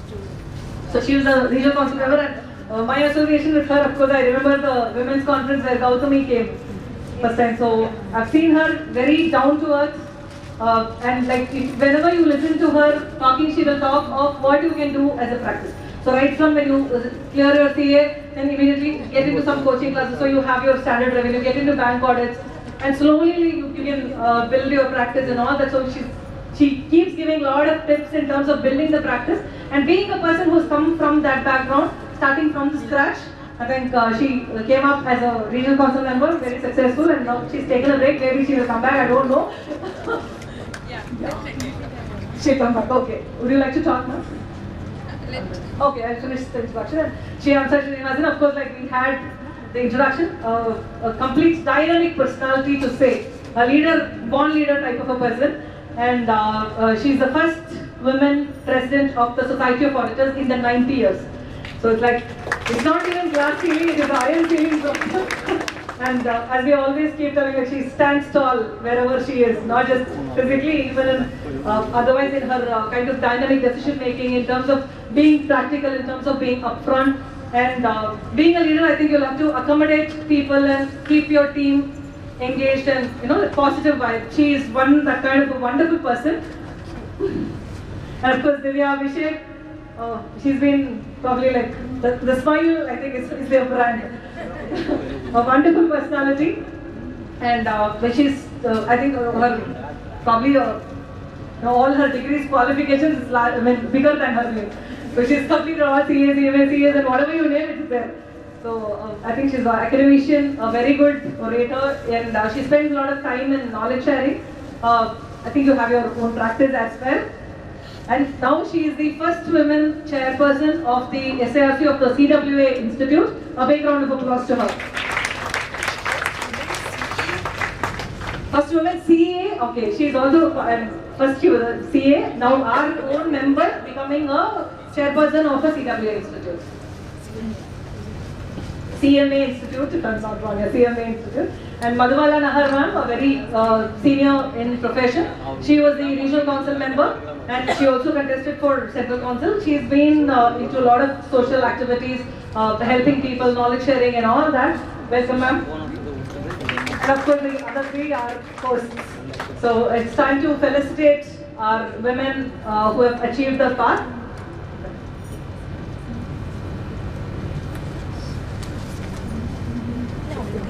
Would you like to talk for a minute?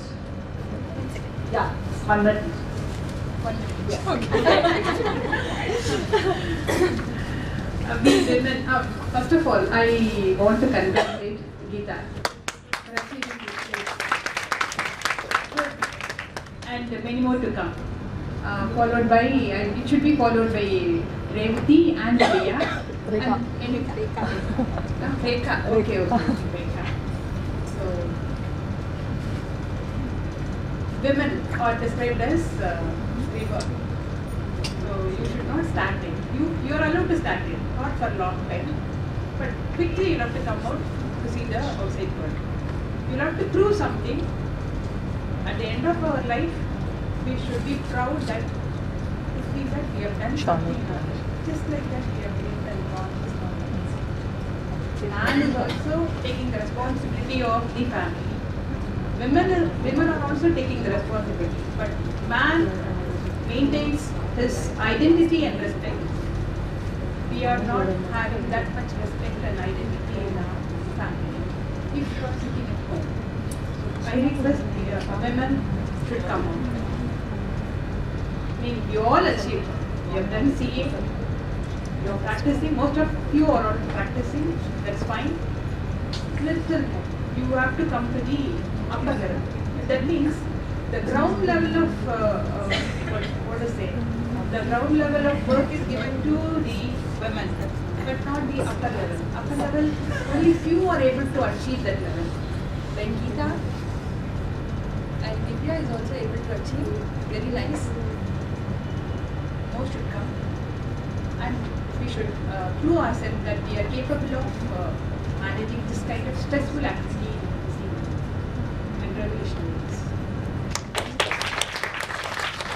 Thank you for this honor. I think I've done a lot of talking for the day. Just a couple of hours back, I very happily felicitated Geeta, and then I was part of the panel discussion.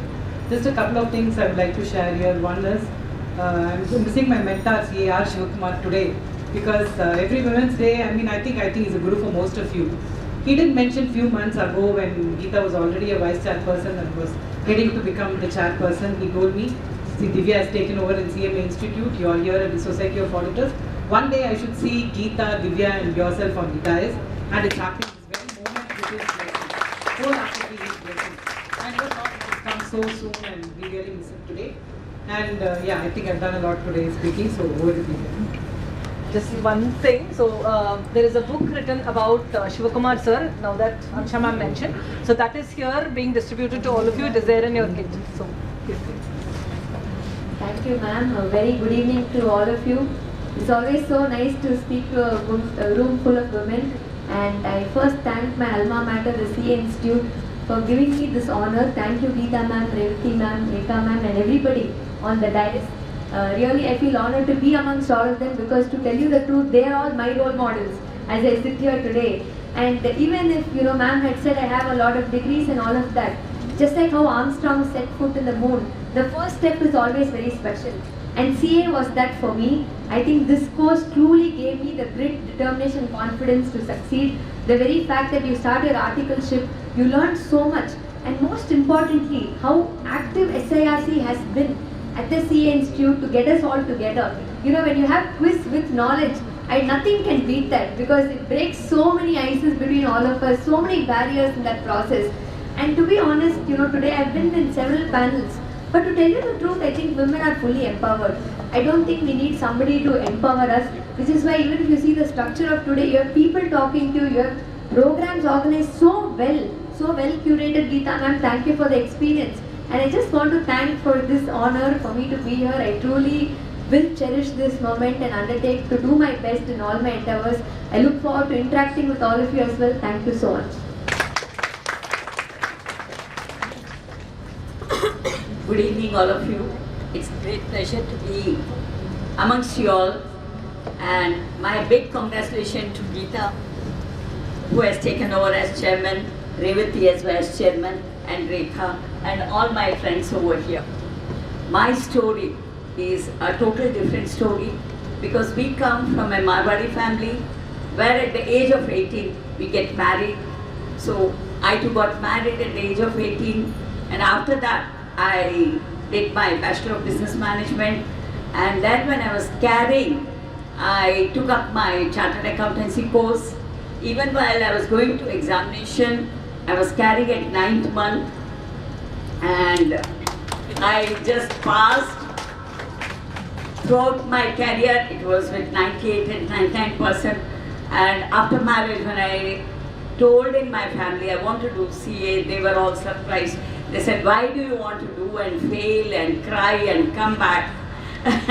When I came out with good colors, it was very, very happiness. And to tell you, the family has also donated Nahar Library here. And we also would like to donate land which we have already seen, which is 2.5 acres for Center of Excellence. I've already put up this to the CA Institute. We believe in giving back. And so this is what I have been doing it. And now I would be wanting to produce a film which would be around 100 crores on the chartered accountants. This project I am working on it, which whoever is willing to come over with me to give some ideas about, this will be all about CAs, how much they struggle and how much they are into nation building. That's the next thing I want to carry. Because everyone knows chartered accountants only within the groups, the companies. But throughout the world, they need to understand how much each CA is doing. They are just the backbone of every institute, every company. And I would love any one of you, whoever is willing, to join me in giving any incident which you think is very, very important to you while giving up this examination. And my thanks to Geeta for organizing this wonderful program. Thank you. Thank you.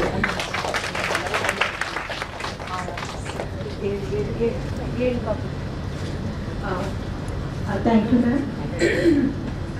Thank you, Hema, Anusha, all our friends. Sorry, I'm calling you by name, Divya and Madhubala ma'am.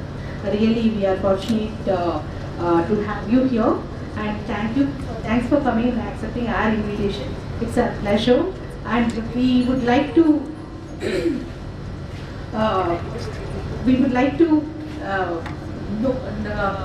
create an awareness about you people to other side of the audience. That is what our intention of inviting you and felicitating you. Thank you very much.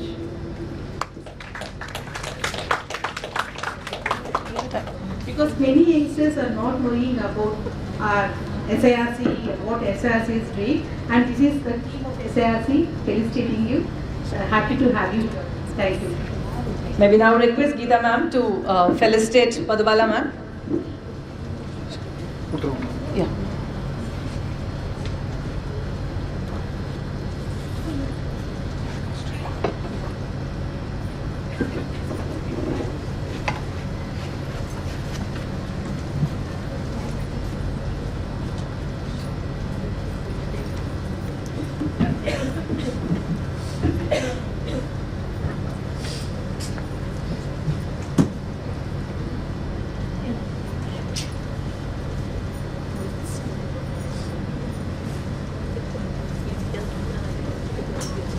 A big round of applause.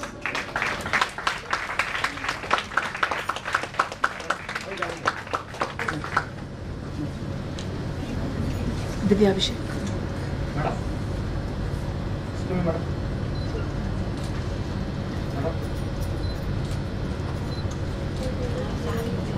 May I now request Geeta ma'am to felicitate Divya Abhishek.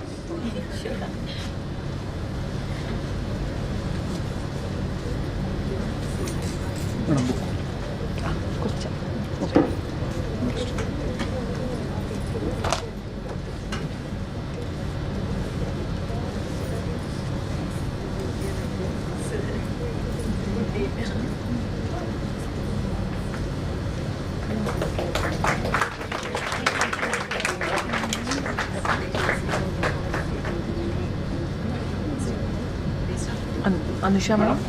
Anusha madam. Nataraj sir. Okay, Nataraj. Nataraj kuduthirunga.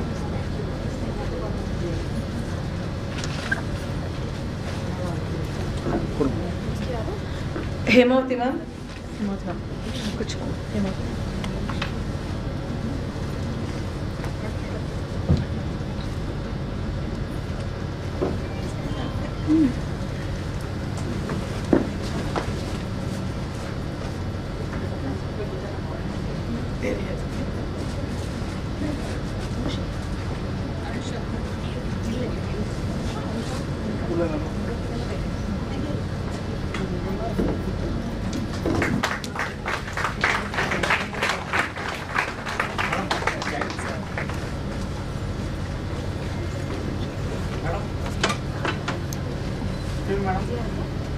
See Anusha Sreenivasan. Anusha Kurta Nada Kurta.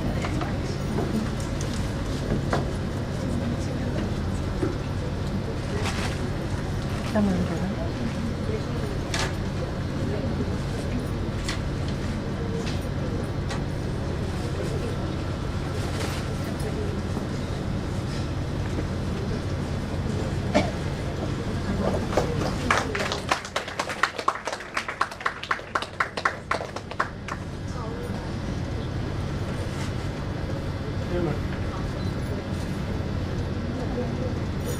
I think all of you can hold that book and take a picture. It is dream of that man who kept encouraging women.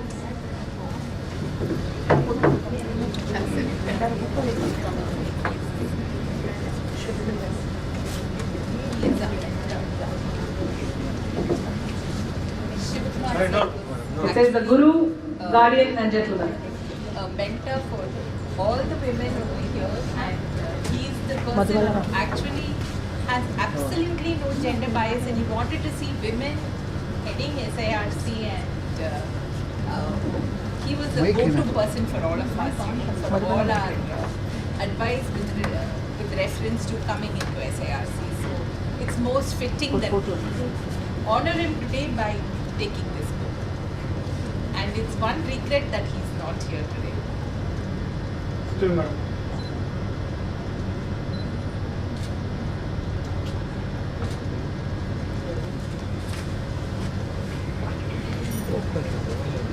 We'll move on to the next session. Strengthen your core. May we now request Dr. Selvambigai.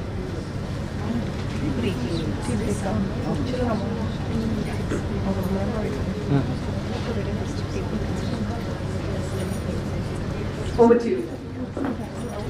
May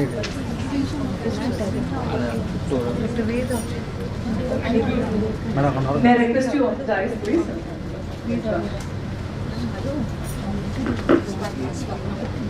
May I now request CS Varna to introduce our guests of the day?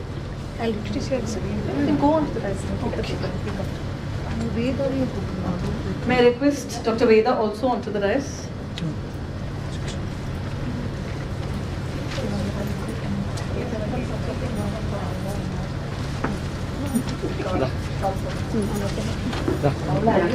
Good evening, everyone.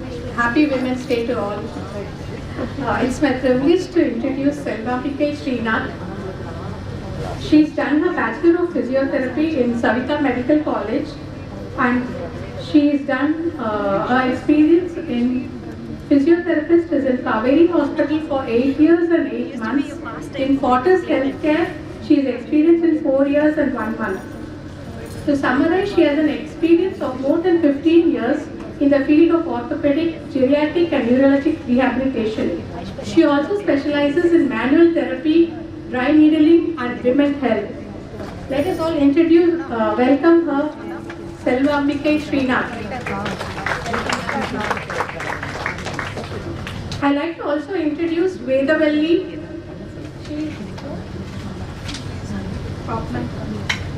She is a senior consultant in Hamsa Brain and Spine.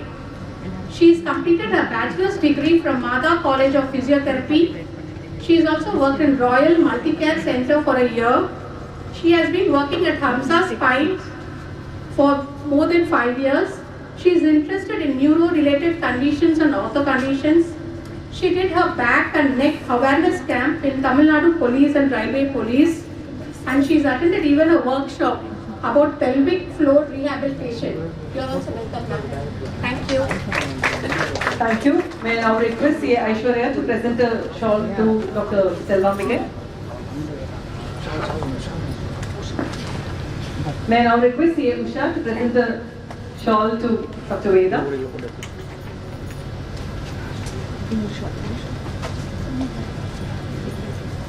A big round of applause. They all say this pelvic, neck, knee, we feel the pain in every angle. And this fitness, I think, it all gives us so much energy when we look at fitness, and tomorrow we feel like, okay, we'll sleep for another half an hour. So, this is one other inspiration to check, at least like if this can bring in change in at least 1% health, then we are done.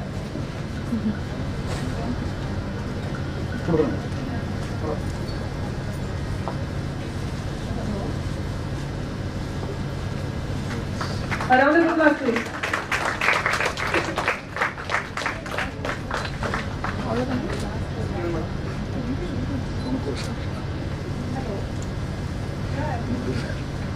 Over to you.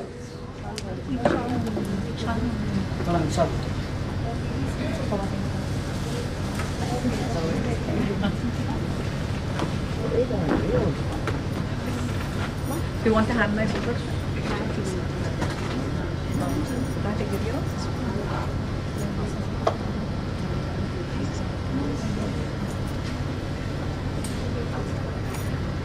Good evening to one and all. I'm Selvambigai, physiotherapist in Kaveri Hospital. So, very happy to see you, everyone, Women's Empowered here. So, a very happy Women's Day. I could see all the empowered women with the different department. So, we have so many of women who are empowered and who are very confident in their life. So, it's also, you have to be very concentrated on your health. So that will be very helpful for you for your future. So that's why I'm here to just educate your pelvic floor muscle strengthening. So we'll just start with the pelvic floor training. So what is your pelvic floor muscles?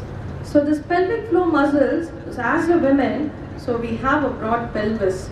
That pelvis is all a very structured one, which is all concentrated with all the internal organs that protect the internal organs.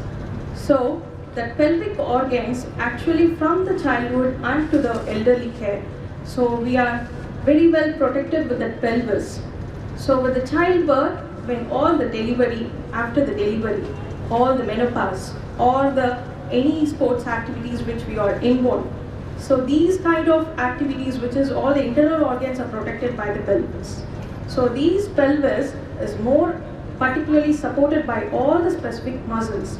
That muscles we have to strengthen, and we have to keep it very protected, and we have to be very conscious that we are strengthening with all kind of muscles that will helpful for all your age group levels. So that's why we are more concentrated on the pelvic floor muscles as we are treating the incontinence. So when your pelvic floor muscles gets affected, all your some kind of conditions will get occurs. So it's kind of incontinence.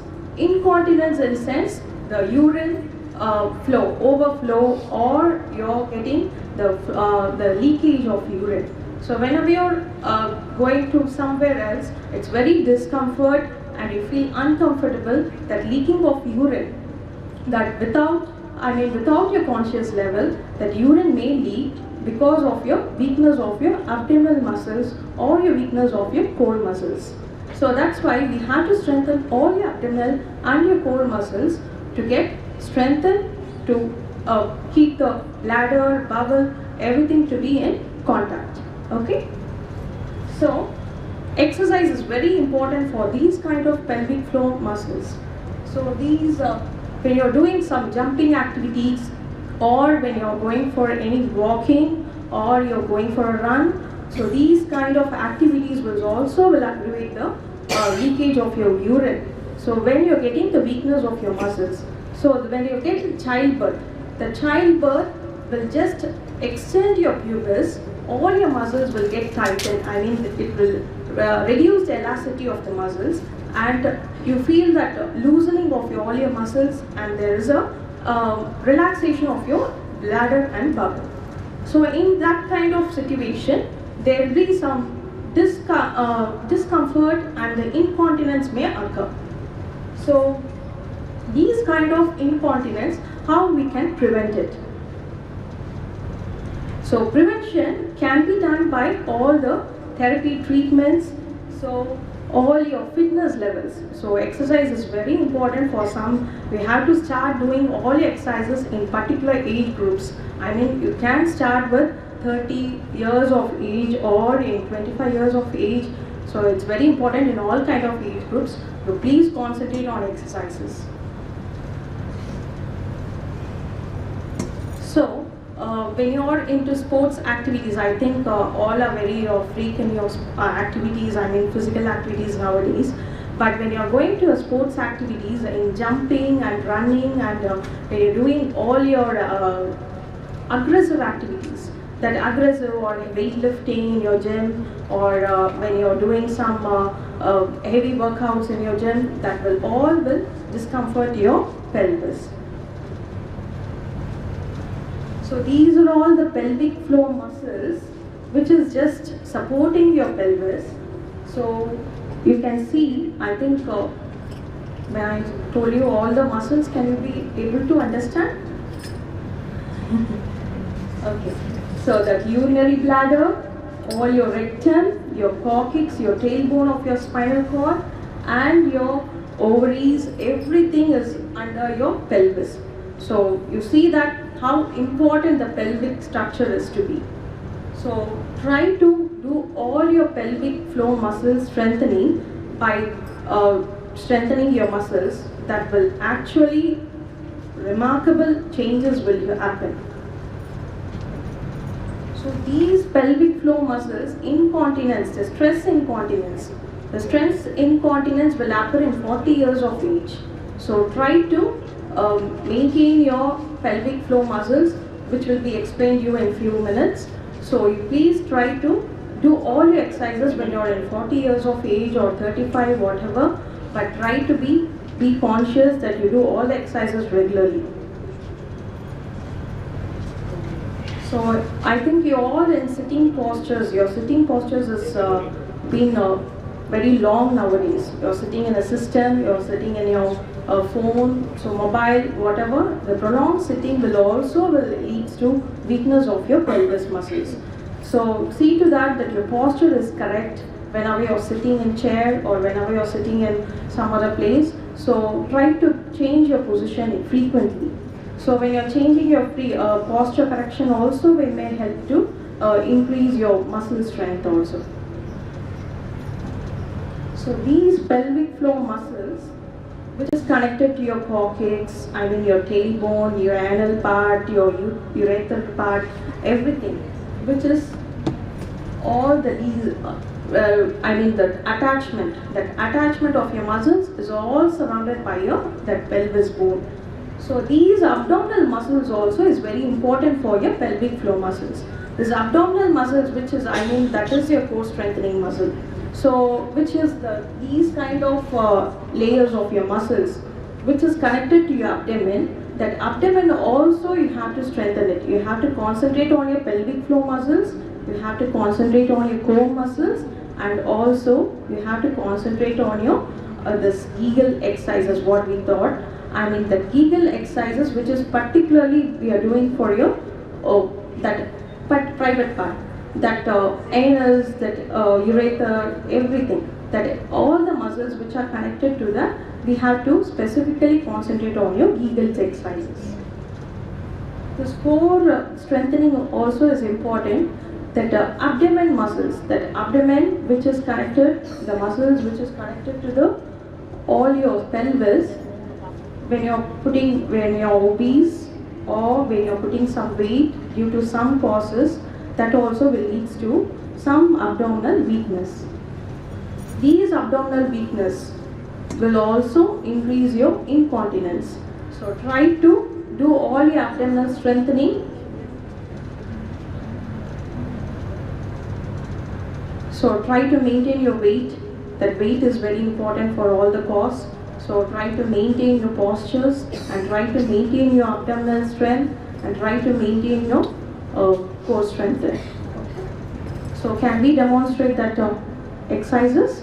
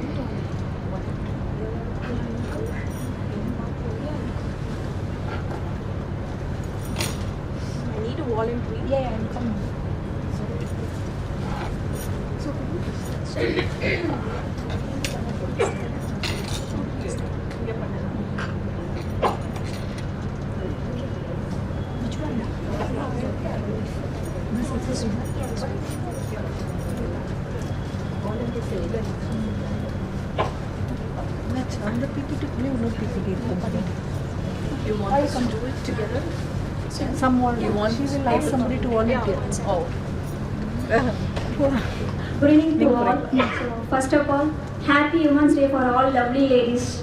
Okay, I am very excited to speak in front of you all women regarding this topic. Okay, and then thank you for inviting for this wonderful event.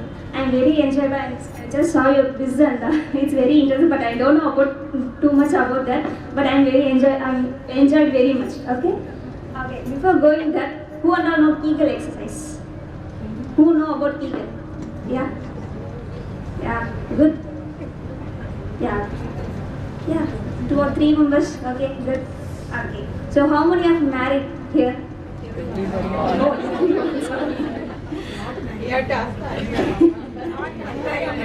Okay. Who did exercise after prenatal, postnatal delivery? How many of you did? Oh, great. Okay. Did for 2 kids, 3rd kid did not do it. Okay. Okay, we'll go to the topic. Okay.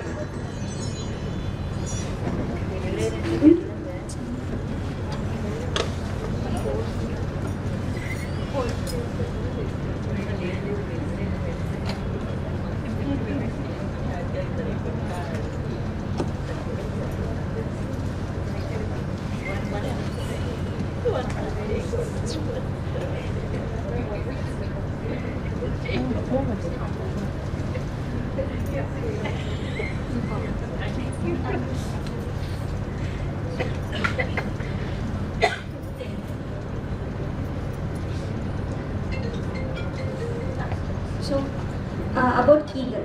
So in 1948, Dr. Arnold Henry Kegel found this Kegel exercise. He is an American gynecologist, okay, to strengthen the pelvic floor muscles, okay. So it's not only strengthen your pelvic floor muscles, it gives better control to your urinary and bladder control, bladder and bowel control, okay. Who needs Kegel exercise? Okay, so in nowadays most of the people is doing the Kegel exercise, but first importantly, who need the Kegel exercise? First one is pregnancy people. So during the pregnancy, your pelvic floor muscles will get very tight, you know already. So in that time you did the Kegel means it will helpful for your vaginal delivery and the labor time. And next one is after childbirth. So as ma'am said, after the childbirth, your pelvic floor muscle will get looser. So to tighten your pelvic floor muscles, you need Kegel exercise. And then aging. So after 40 and 50 age, there is definitely a urinary incontinence problem. So those types of people can use this Kegel exercise. And then surgery in pelvic area. So most of the ladies is doing the hysterectomy and some of the vaginal mesh surgery and all they are doing. So for those women can do the Kegel exercise. And next one is obesity. Okay, obesity is the main factor for so many conditions, but too much of excessive weight, it causes physical stress on your pelvic areas. So you by doing the Kegel exercise, it will help to strengthen your pelvic floor muscles. And then weightlifting person. The people who are lifting heavy weights daily, definitely the uterus become weak and the pelvic floor muscles also get weak. So those women can do the Kegel exercise. Next, any voluntary? Sorry. Okay, wow. Yeah, please. Who wearing chudidar is comfortable. Yeah.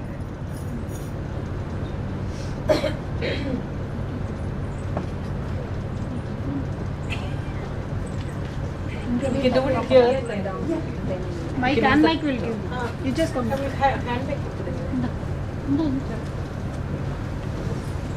Okay. Slide is change. Shivani, the bedspread. Bedspread good. You'll have to sit this way. Sit. I don't know. It should be at least. Hold on, yeah.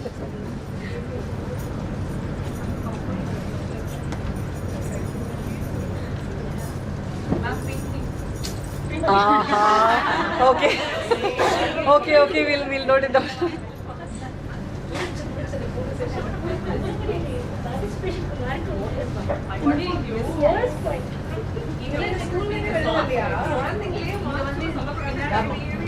Visible here, so that it will be everyone can see.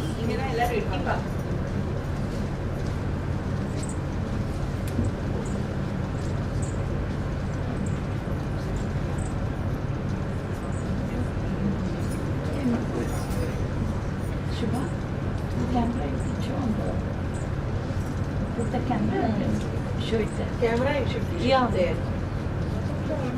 Shift the camera, you can show on You can't move this. Video.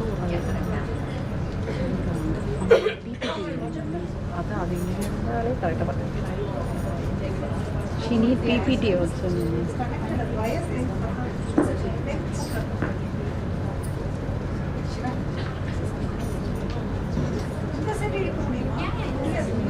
Just like that.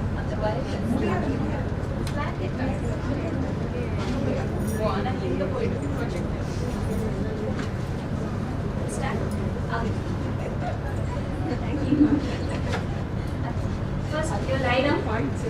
Lie down. The projector ready பண்ண முடியுமா? ப்ரொஜெக்ஷன்னா இங்க இருந்தா பண்ணிருக்கலாம் கேமராவோட அங்கனா இது abstract ஆகுதுல You have to switch it off. PPT. No, that's what like Before doing the Kegel, make sure your bladder should be empty. Okay. So you are not able to see. When you both the knees. Okay. Give some space between your legs. Okay. Your feet should be flat on the floor. Okay. Now contract your pelvic floor muscles. Okay, hold for 3 to 5 seconds. Okay, hold it. Don't control your breath. Okay, so count it loudly. 1, 2, 3, 4, 4 like that. 1, 2, 3, 4, 5. Relax. You are holding for 5 seconds means definitely you want relaxation also. It should be in 5 seconds. Okay, we can do one more time. You able to feel? Yeah. Okay. 1 second, ma'am. I think people are not able to see. You're not able to see? You're able to see? Oh, you can come and sit here, so probably like That's okay. what can they see? What can they see?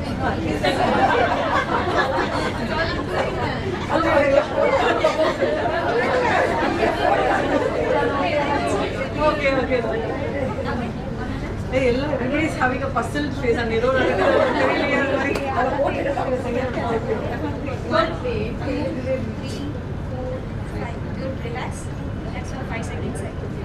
Like this, you can do it for 10 repetitions in a day. So in a day, thrice you can morning, afternoon, and then evening. Like that, in the morning 10 repetitions, afternoon, and then evening. But make sure your bladder should be empty. If your bladder is full, means you can't do this exercise. Your urine will be leak. Okay?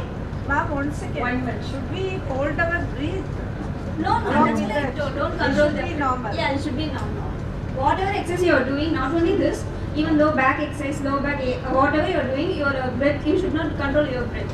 Oh. I have a doubt. Yeah. What do you mean when you say by pelvic floor muscles? Is that the muscles you used to hold your Just tucking your stomach. Exactly. I mean, excuse me. No. Just tuck your stomach. Tuck your stomach in. That is your pelvic floor muscles. Only you need to contract. Not the abdominal, hip abdominal, not the glutes. Just show where the pelvic muscle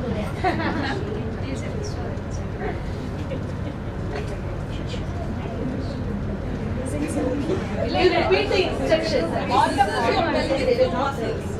This is your pelvis. No, before that pelvic anatomy. That muscle is connected to your pelvis. So just try to tuck in your muscles. So when you're tucking your muscles, all your muscles will get tightened. Okay. Try to hold it for some period of time. Yeah. I mean 10 counts and then relax it. Okay, that is the first exercise. Understood? Yeah, just like your instructions. Okay. Don't hold it this way. Normally. Try to just hold it exactly. Make 10 counts and then relax it. If you start in first day means you should do in supine position only, not in sitting and standing position. This is the easiest position to do this exercise. Okay? We'll go for next one. Yeah. Next one is eagle breath. The same position. Okay? Before doing this, you want to breathe it in and out. Take deep breath in through your nose and breathe out through the mouth. Breathe out through your mouth. Okay? So now same procedure, same step only. So but for this exercise, he want to lift your hip along with contract your pelvic muscles. So along with you want to contract your pelvic muscles. Okay? So Hold she's for just 5 seconds. Tucking your muscle, tucking in the stomach and then trying to lift the hip up. That's it. Okay? Sound loudly. I can't hear. 1, 2, 3, 4, 5. Relax. Down. Again, one more time. 1, 2, 3, 4, 5. Relax. Next one.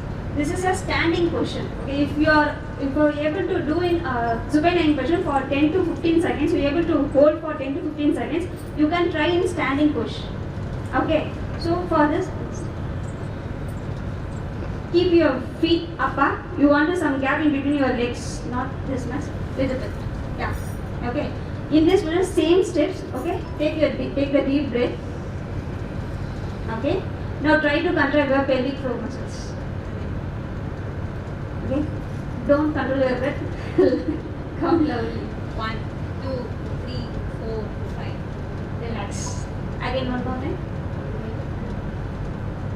1, 2, 3, 4, 5. Relax. Okay. If you are okay with supine movements, then you can do in standing. Don't go straightly to standing position. Okay. Next is sorry. Next one is pelvic tilt. Okay. For this, your knee should be bent, both the knees. Okay. Close apart your legs. Okay. So in this position, you want to give pressure against the floor. Your back muscle should give pressure against the floor. You just slightly tilt your pelvic, not your hip. Pelvic. Just try to Press your spine pelvic down. head. Press your spine down. Relax. Your back should be relaxed. Relax. Just give pressure towards the floor. Sit down. Relax. Don't control your breath. Count it for 5 seconds. 1, 2, 3, 4, 5. Okay, relax. Okay, again. Press it. Slightly tilt to pelvic. 1, 2, 3, 4, 5. Relax. Thank you. That's it. Why is it called tilt? The anterior pelvic region is there, no? That will be filled in anterior section. That will two tilt, anterior and posterior. If you do in posterior section, it will be a posterior tilt. If you do in a front, it will be an anterior. Just moving the pelvis back. This is awesome. So next, what are the mistakes? Oh, okay. So now, what are the mistakes you will do by doing the Kegel exercise? Okay. So if I am going to, if I tell to contract the pelvic floor muscles, most of the women will contract the glutes muscle. Okay, it's definitely wrong. Okay, you should not contract the glutes muscle and abductors muscle. The abductors muscle. Sorry. You can't feel like they are all normal. Buttock muscles. Buttock region muscles. Okay, and then the muscle is present in your side of the thigh. It's an abductors muscles. Okay, you should not contract these two muscles while doing the pelvic floor exercise. Okay, and then suppose you are doing the Kegel exercise, you have a pain means you are doing wrong. Suppose you have pain in back or any pelvic region, it's exercise is doing is wrong. Okay, while doing the Kegel exercise, there will be no pain at all. Only contraction will happen. Okay, for some women, if you go for physiotherapist, they will check with vaginal perinometer. You know that perinometer. While delivery, they will check that contractions and those things. We will check using that one, and we have some equipment to do the pelvic floor exercise also. But this is the basic exercise. Okay, so if you are doing this means after that we will go using that cones, vaginal veins, and all is there. We can use in supine lying, standing, all those things. We can do the exercise also. Okay, but they are not trialing here, but they are doing an abroad. So on the benefits, so what are the benefits? If you are doing the Kegel exercise, definitely your pelvic related pain will reduce. Okay, and then your vaginal muscle tone will increase. After the delivery, the muscle tone will come down. So it will improve your vaginal tone and vaginal health. Vaginal means that around the pelvic region.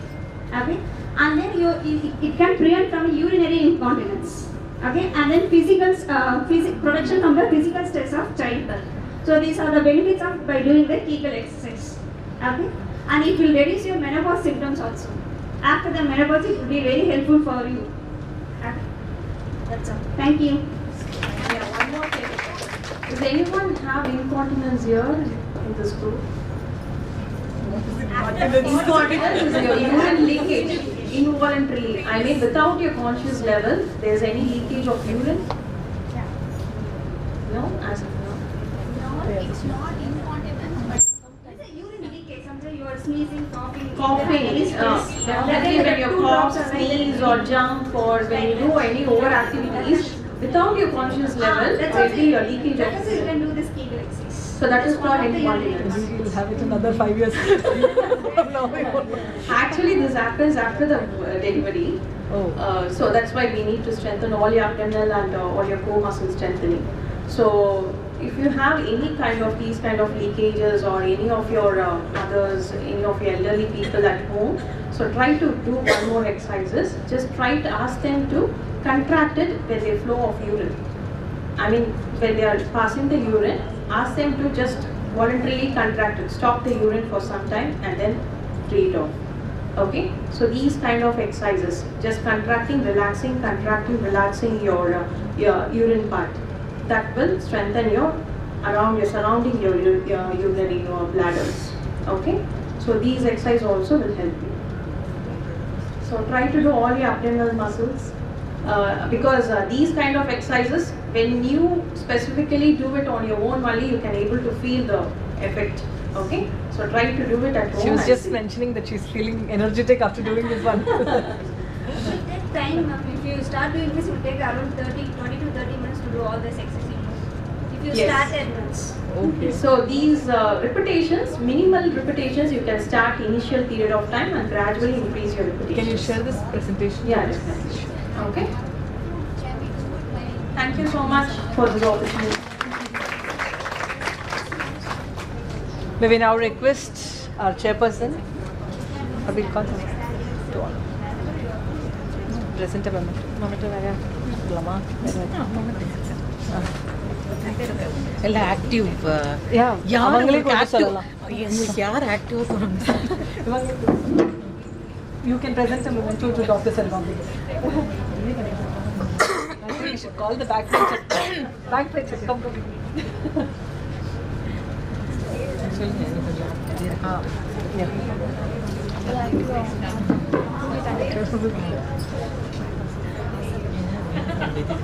Doctor, we're waiting. Can you? Doctor, we're waiting for you to honor. Your moment was waiting.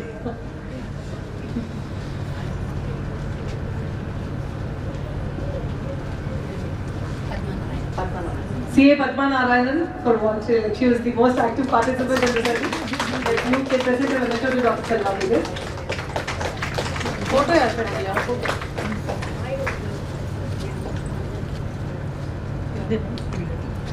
Pure women's women taking the photo usually put all women. This become an all women room, I think. Sorry, CA Preeti to present a memento to CA Veda. Dr. Veda. Sorry, CA.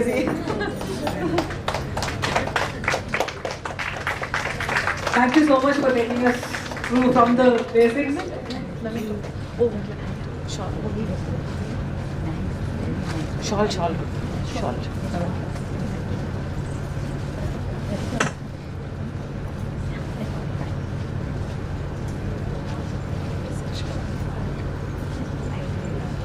A big round of applause, please.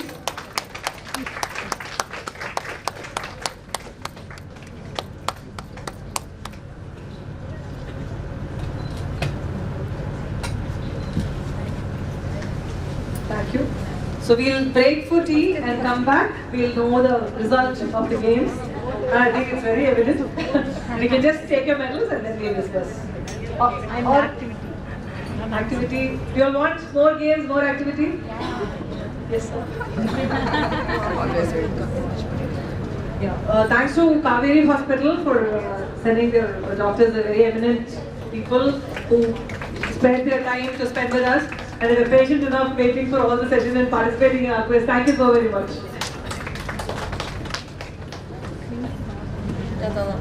So we'll just break for tea and come back, take the prizes and disperse. And if you want more games, then we are open. We are ready. If you are ready, we are ready. Perfect. All right.